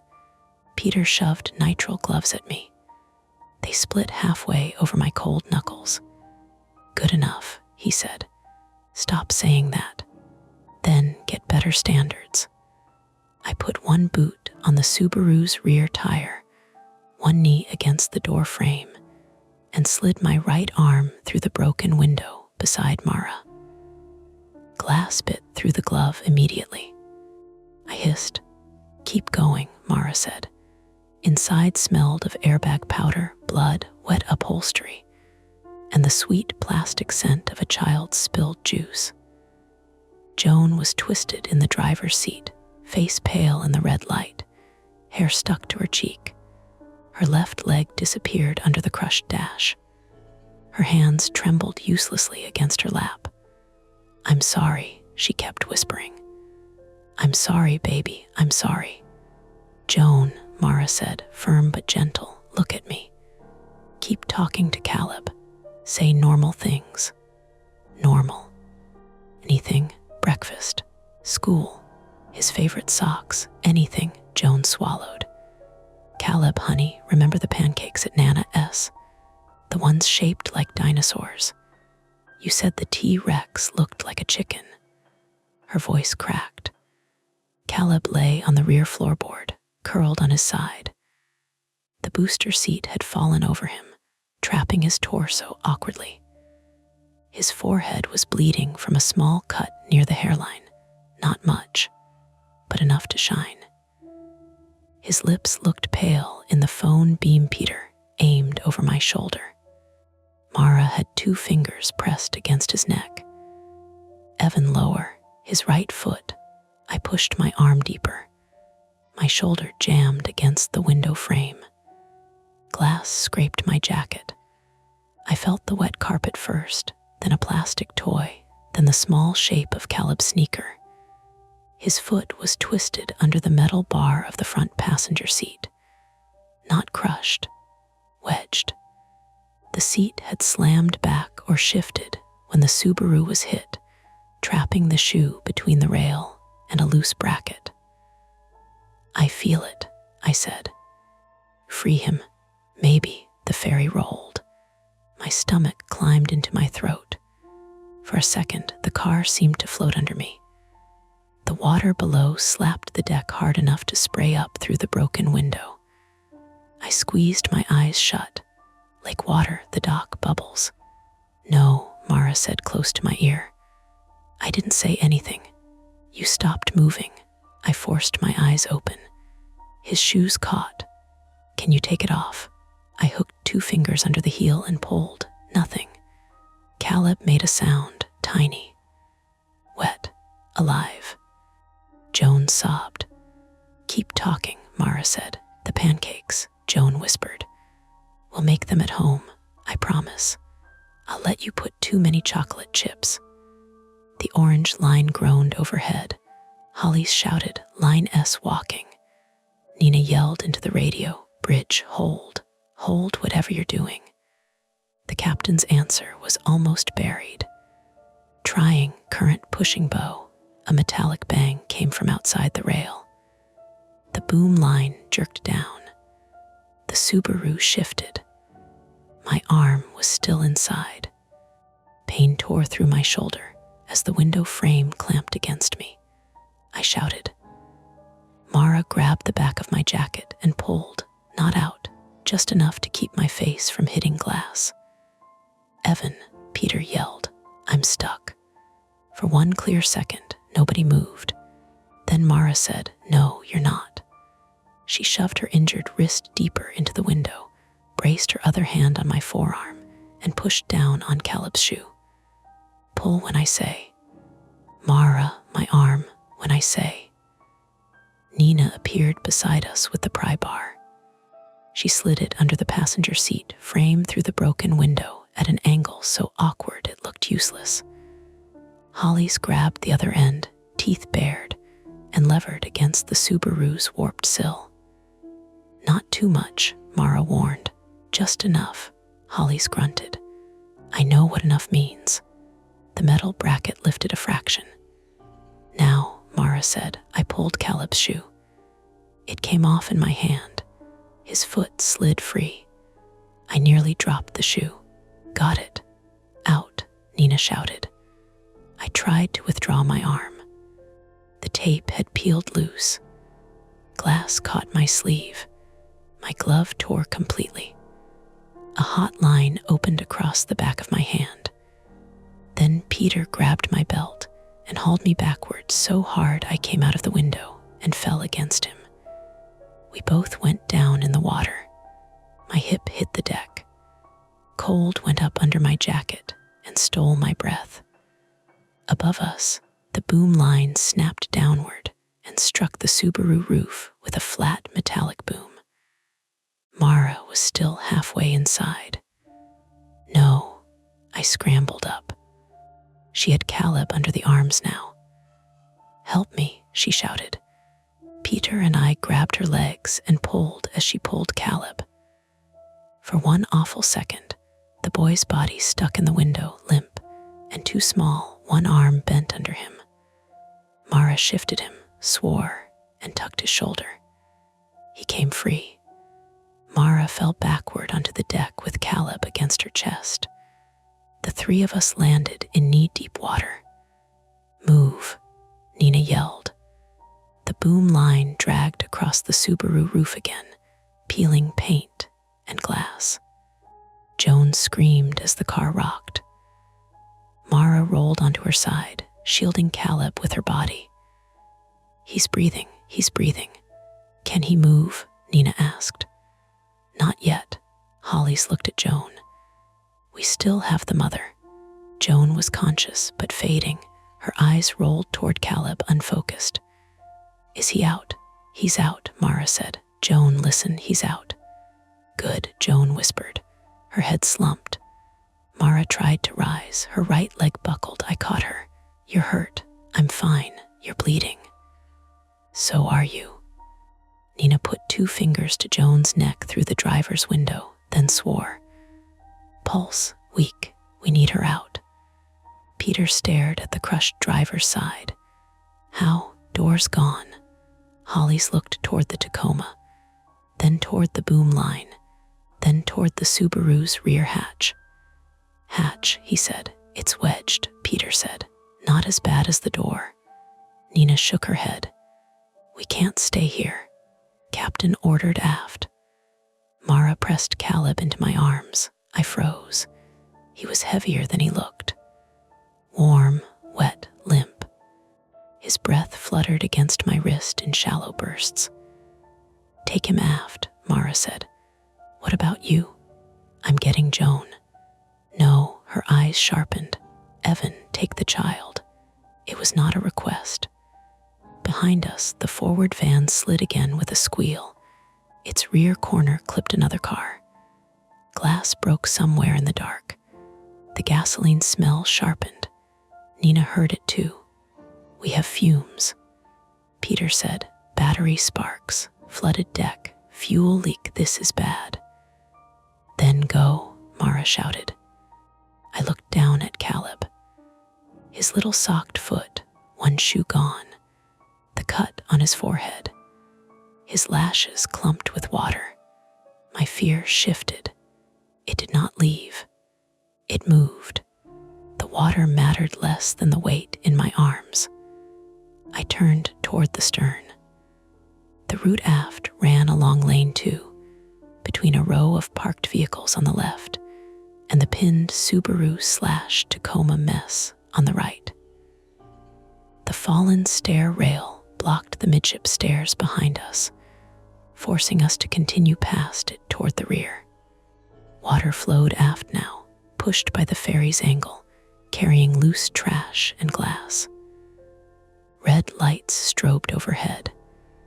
Passengers farther back were shouting from inside cars or from the narrow pedestrian walkway.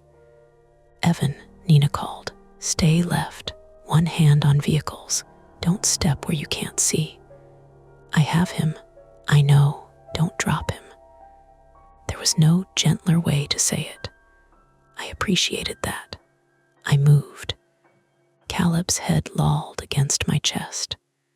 I tucked his face away from the spray and used my shoulder to bump along car doors, counting steps, forcing myself not to look at the open water through the rail. Behind me, Voices collided. Hatch release is dead. Pry bar. Joan, stay with me. Line S moving again. I reached the fallen railing. It blocked the lower stairwell like a metal gate thrown across the lane. I had to climb over it while holding Caleb.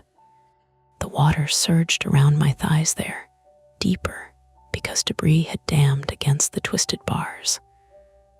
A hand appeared from above. Lena. She had come down to the broken stair landing despite orders, kneeling on the last intact step with her coat sleeves shoved up. Give him to me, she said. You're supposed to be inside. So are you.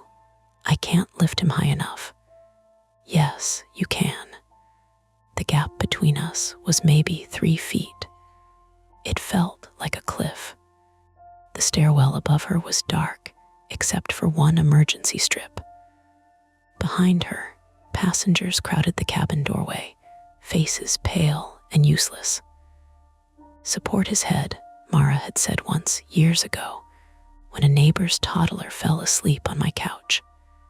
I remembered that now, absurdly. I shifted Caleb, braced one boot on the railing, and lifted him toward Lena. My bad shins screamed. For 1 second, his weight left me. Lena caught him under the arms, but her wet shoe slipped on the step. She gasped and fell backward hard, still clutching him. Another passenger grabbed her coat from behind. Caleb's head stayed supported. He was up. He was out of the water. I sagged against the railing. Then a deep crack came from the Subaru. I turned. Peter had the pry bar wedged at the rear hatch, while Holly's hammered the latch area with the glass breaker. Nina held the hatch frame. Mara was inside the cargo area up to her waist, reaching toward Joan from behind the rear seats. They had made progress. Bad progress. The hatch was open 10 inches, enough for Mara to reach through, not enough to pull Joan out. The orange boom line had shifted again. It now ran diagonally from the outer rail across the Subaru roof and down toward the Tacoma's front bumper. It was no longer just pinning the car. It was dragging it. The Subaru's rear tires slid an inch toward the rail, then another. Get back, Holly shouted. Mara did not. She reached deeper. Mara, I yelled. She turned her head. I can get her belt. Peter saw what was happening before anyone else. He dropped the pry bar and lunged for the Tacoma's bed. Tow strap, Nina grabbed him. No time. Exactly.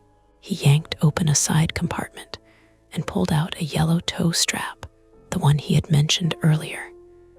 He threw one end to Holly's and looped the other around the Tacoma's frame. Anchor the Subaru to my truck, he said. The truck moved, Nina said.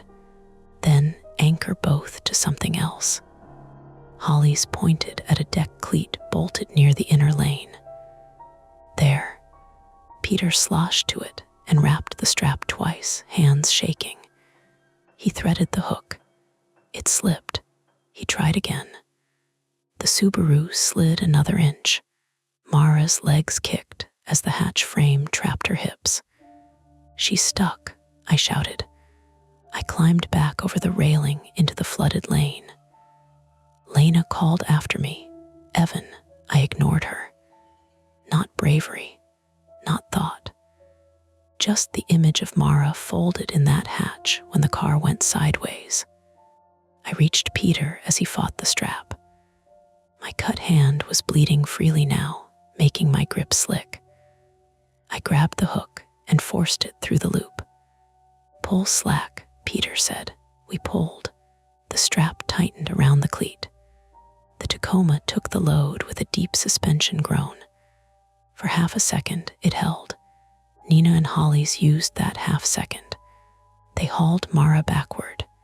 She came out of the hatch with Joan's seat belt cutter in her hand. not Joan. I couldn't reach, she gasped. Joan was still inside. The strap twanged. The cleat held. The Tacoma did not. Its rear tires slid sideways, pulled by the Subaru and the boom line together. The blue truck shifted toward the rail, dragging the strap across the deck. Peter stared, horrified, as his own plan began moving all of them. "Cut it," Hollis yelled. Peter froze. His truck was the anchor. His truck was failing. His tools, his photo of his daughter, the whole ordinary shape of his life was being dragged into the water. "Peter," Nina shouted. "Cut the strap." He didn't move. I saw the glass breaker clipped to Hollis's belt. I grabbed it, stumbled to the strap, and started sawing with the tiny emergency blade built into its handle. It barely bit.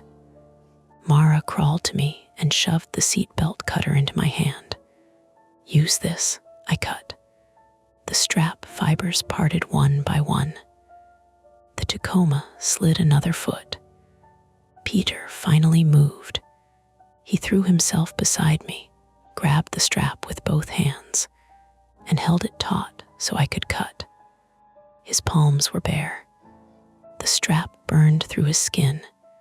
He did not let go. "Cut the damn thing," he said. "I am." The last fiber snapped.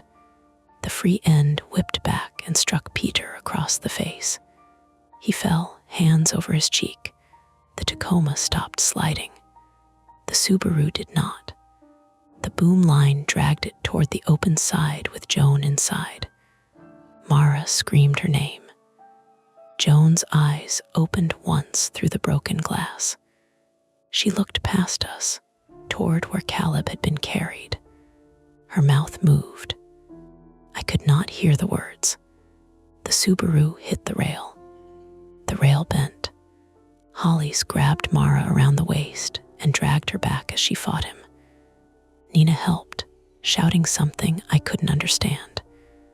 Peter was on his knees, blood running from a cut below his eye. The rail gave with a tearing shriek. The Subaru tipped, not all at once, slowly enough to be worse. Its passenger side lifted. Its driver's side dropped toward the water. The boom line snapped tight, then jerked it outward.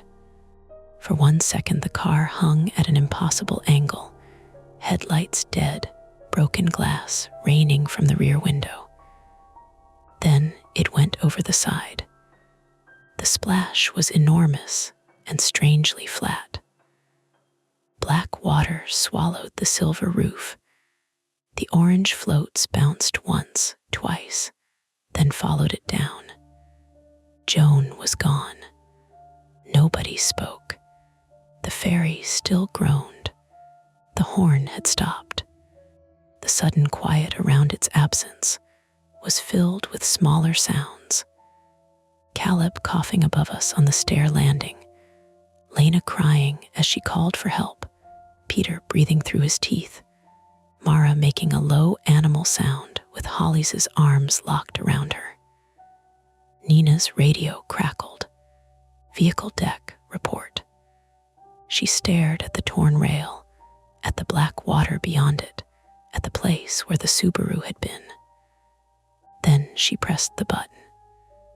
"Child extracted," she said, voice shaking but clear. "Adult driver lost overboard with vehicle. Multiple injured. Midship stairwell blocked. Starboard rail compromised. Need aft evacuation now." A pause. Then the captain, "Proceed aft, Coast Guard inbound. We are cutting power to main drive." Nina closed her eyes. When she opened them, she was crew again. "Move," she said. Nobody argued. Mara did not resist this time when Hollis and I got her upright. Her wrist was bleeding badly. My hand was worse than I had realized. Peter's cheek was split open. Hollis could barely stand. Caleb coughed again above us, a thin, ragged sound that meant air was still moving. We moved aft together, away from the torn rail, away from the black water that did not give back the moon. Behind us, the boom line floated loose for the first time all night, orange buoys bobbing gently in the ferry's emergency lights, as if they had never held anything at all. The aft stairwell was not dry, exactly, but it was still a stairwell. That mattered. It had rails on both sides. It had yellow safety paint on the edges of the steps. It had a sign telling passengers to watch their footing and keep children close. The kind of sign you see 100 times without reading, because the world is usually polite enough not to make it relevant. We moved toward it in a broken line. Nina went first, one hand raised, calling out instructions to passengers clustered near the rear vehicle rows. Hollis followed with Peter under one arm, though Hollis himself looked like he needed carrying. Mara stayed beside me because I had Caleb in my arms again, after Lena nearly slipped handing him down from the ruined midship stair landing. Caleb coughed in short, shallow bursts against my jacket. Every time he made a sound, everyone near us flinched with relief. "Keep his head turned," Mara said. "I am. Not too far, I know. You don't know. Tilt him a little left." Mara. She looked at me then, really looked, and seemed to notice the blood running from my hand onto Caleb's wet sleeve. Her face changed. Not panic. Something worse, recognition. "Your hand, it's fine. That's my line. You use it too much." She almost smiled. It failed halfway. Behind us, the torn starboard rail had disappeared into red darkness. The place where the Subaru had gone over was out of sight now, hidden by vehicles and emergency lighting, and our own refusal to look back. But I could still hear it. Not the splash. That was gone. I could hear the smaller sounds after it, the orange floats knocking against the hull, Peter saying no once under his breath, Joan's voice asking if Caleb was out. He was. That was the fact we carried. It was not enough to make the other fact smaller. At the aft stairwell, a crew member I hadn't seen before helped us up 2 at a time. He was Mark Ellison, 48, male, broad-shouldered, and red-faced from exertion, with a shaved head and a voice that kept cracking around the edges. He had passengers seated along the lower landing and was handing out life jackets from a bin while trying not to look like he thought they would need them. "Child first," Nina ordered. Mark took Caleb from me, then immediately passed him to Mara, because Caleb made a thin, frightened noise and reached blindly for the nearest familiar voice. "I've got him," Mara said, though her wrist was wrapped in a soaked strip of gauze, and she was pale enough that Nina put a hand on her back. "You're bleeding through." I said, "I've got him." Caleb opened his eyes on the stairs, not all the way, just enough to show us he was still inside himself somewhere. "Mama," he whispered. Nobody answered fast enough. Mara's face folded, but only for a second. Then she bent close and used the soft, steady voice she must have used on 1,000 children in hospital rooms. "Hi, Caleb. My name is Mara. You had a big fall in the car, okay? You're on the ferry. You're safe with us right now." "My mom," Mara held him tighter. "She helped us get you out," she said. That was not a lie. It was not the whole truth either. Lena was on the passenger deck when when we reached it, barefoot now, one shoe lost somewhere on the stairs. She had found blankets from an emergency cabinet and was putting them around people's shoulders with frantic, efficient tenderness. When she saw Caleb, she covered her mouth, then forced her hand down and got to work. "Here, sit him here." "No, not flat, right? Not flat," Mara nodded. "On his side. Keep him warm, talk to him. Don't crowd him." Lena knelt beside Caleb and started telling him about the stupid wedding she had just escaped from. How the best man had dropped the rings into a floor vent, and how somebody's aunt had tried to lead a conga line during the father-daughter dance. Her voice shook at first, then it steadied. Caleb didn't laugh. He listened. That was something. Peter sat against the wall near the vending machines, staring at his hands. The toe strap had burned the skin raw across both palms. The cut on his cheek had opened into a red diagonal line from below his eye to his jaw. He kept flexing his fingers like he expected them to stop working. "I froze," he said when I sat near him. I was pressing a towel to my hand. It had come from the ferry restroom and smelled faintly of bleach and machine soap. "What?" "At the strap, I froze. You helped cut it." "After." I didn't know what to say to that. The ferry rocked gently now, no longer fighting forward. The engines had dropped to a low idle, or maybe something auxiliary. Without the constant horn and scraping metal, the passenger cabin became too full of human noise. Crying, coughing, wet shoes squeaking, questions repeating because nobody liked the answers. A woman asked if we were sinking. Mark said no. A man asked if the ferry company would pay for vehicle damage. Nobody answered him. Someone vomited into a paper bag near the coffee machine. Nina stood by the cabin door, radio pressed to her ear, repeating updates to the bridge and receiving clipped instructions.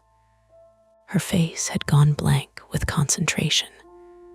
Every so often she looked over at Caleb, then at Mara, then away. At 12:21 a.m., blue lights appeared through the rain-streaked windows. Not on shore, on water. The Coast Guard boat came in from the south, its searchlight cutting across the sound and washing the ferry cabin in hard white sweeps. People moved toward the windows until Mark shouted them back. Through the glass, I saw the light pass over the torn rail, the dangling remains of the boom line, the floating orange buoys now loose around us like harmless toys. The searchlight found the water where the Subaru had gone down. It held there. I looked away first. The rescue took time. That felt obscene, but of course it did. Real help does not arrive like an edit in a video.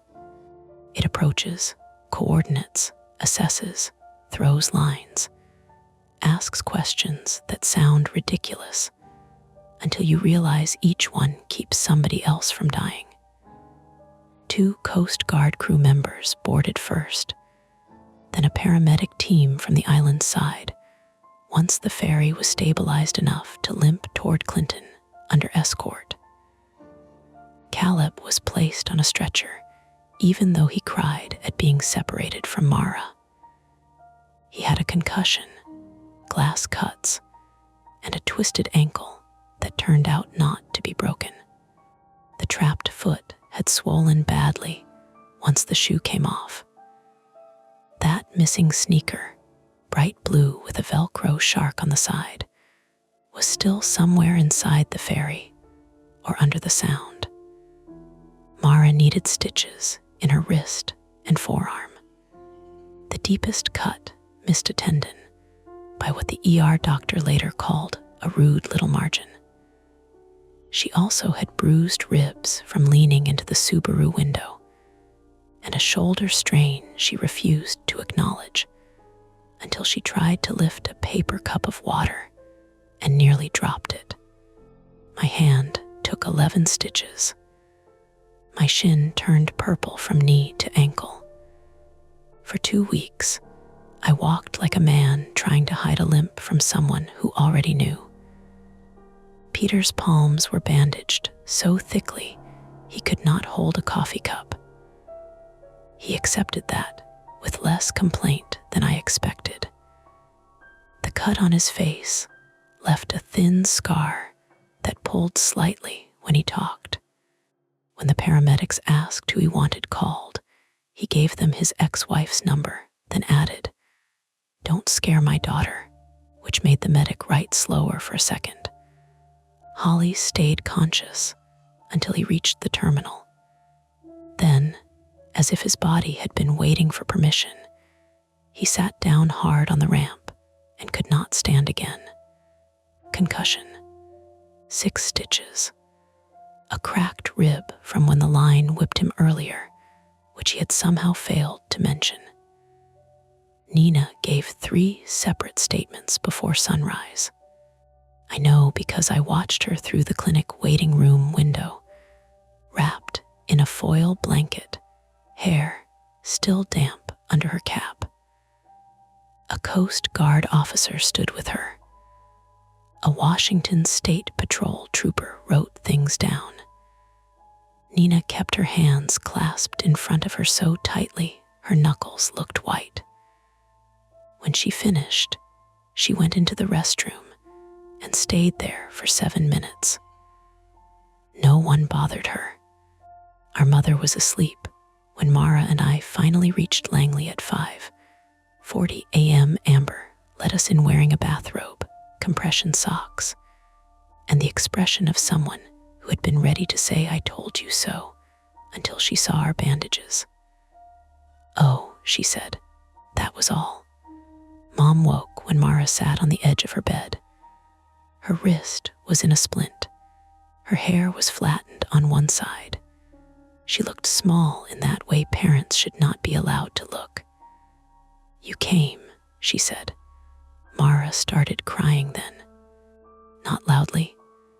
No dramatic collapse.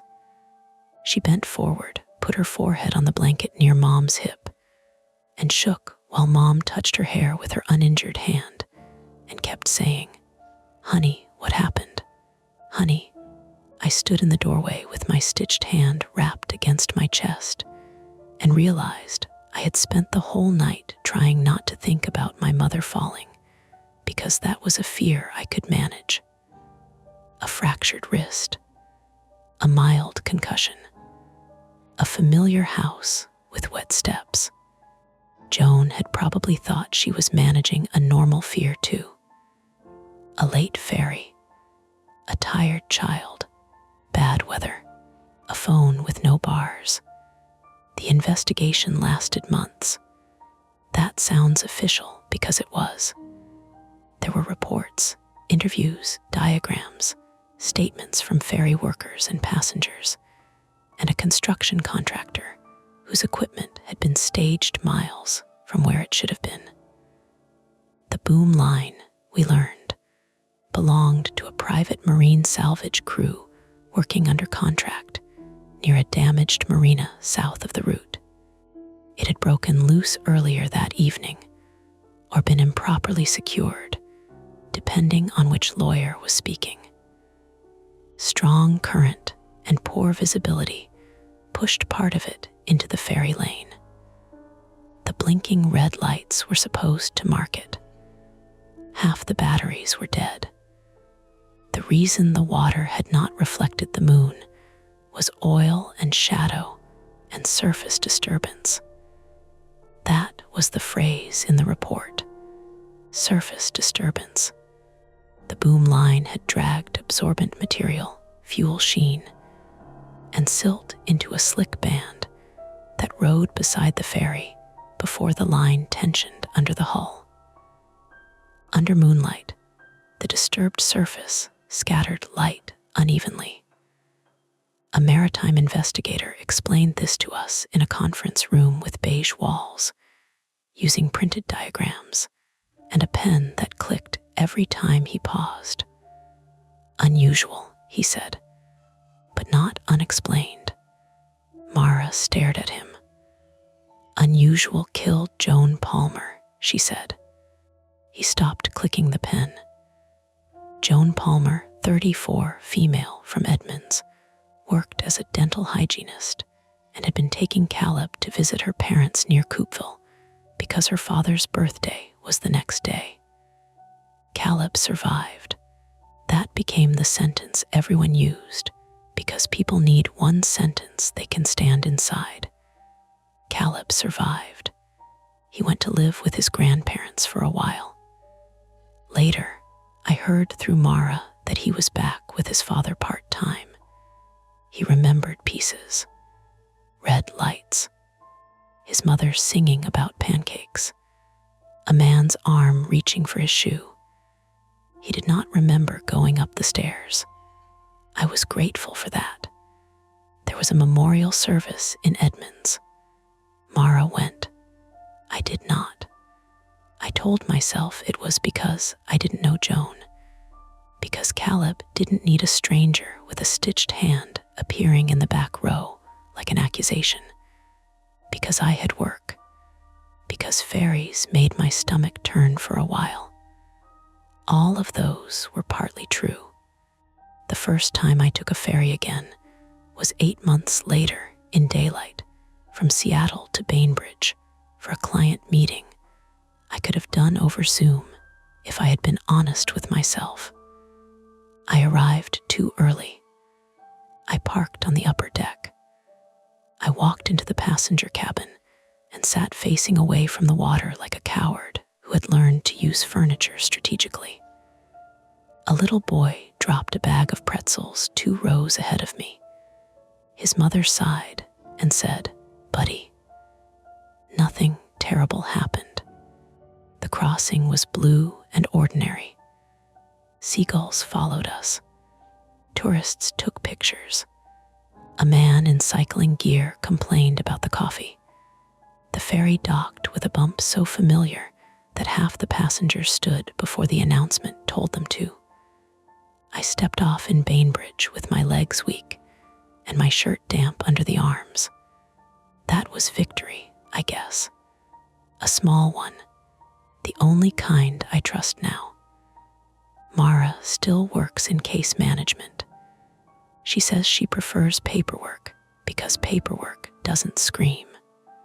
Then she takes extra shifts teaching first aid classes at community centers, which tells you everything she won't. She and Nina exchange holiday cards. Nina left the ferry system for a while, then came back in a training role. Holly's retired the next spring and moved to Arizona, where he sends Mara postcards with aggressively sunny skies. Peter replaced his Tacoma with a used station wagon. He said trucks were too useful, and he was tired of being useful in emergencies. He visits Caleb sometimes, with the family's permission. They do not talk about the ferry much. They build model boats. I don't know if that helps. I don't know what help is supposed to look like. Lena did make it to Freeland that night, technically, though not to the friend's house until after sunrise. She texted Mara a photo months later of herself at another wedding, holding up both shoes like proof of survival. As for me, I still edit safety videos. I do it differently now. When a narrator says, "Proceed calmly to the nearest exit," I leave in the shaky footage of people bumping into each other. When a client asks if we can cut around a crew member fumbling with a radio, I tell them no. People fumble. Radios fail. Calm is not a mood. It is a task you perform badly until you perform it well enough. Sometimes, late at night, I replay the raw fairy footage we were eventually allowed to review for the case. Not the part where the Subaru goes over. I only watched that once. I mean the earlier footage from the exterior deck camera, before the lights flickered, before the horn, before any of us understood we had already entered the shape of the accident. There is a moment where I stand at the rail with coffee in my hand, looking down. The moon is above Whidbey. The water beside the ferry is black. The official explanation is there in the report, stamped and filed. Oil, silt, surface disturbance. A loose boom line in the wrong place at the wrong time. Human error, poor maintenance, bad current, delayed reporting. Nothing mystical. Nothing waiting under the sound. I believe that, I do. But in the video, just before Mara nudges my boot and tells me I'm doing that thing again, the dark band on the water narrows for a second. It tightens beside the hull, smooth as pulled fabric. Then it moves ahead of us, against the current. Only a little. Maybe the camera angle lies. Maybe the ferry's wake folds back on itself. Maybe I am seeing the night through what came after, turning ordinary water into a warning, because that is what guilt does when it has nowhere useful to go. The moon never appears in it. Not once. And every time I pause the footage, every time the screen freezes on that black strip beside the hull, I hear Joan Palmer's voice through broken glass, asking if her son is out. He was. That is the sentence I stand inside. It is not big enough for both of them. And that's the end of today's chilling tale. If you enjoyed this story and want more nights full of suspense, don't forget to hit that like button, subscribe to Mia Horror Stories, and turn on the bell so you never miss a scare. I've got plenty more stories waiting for you, so stick around and check out the other videos on the channel. Thanks for watching, and until next time, stay safe and don't look behind you.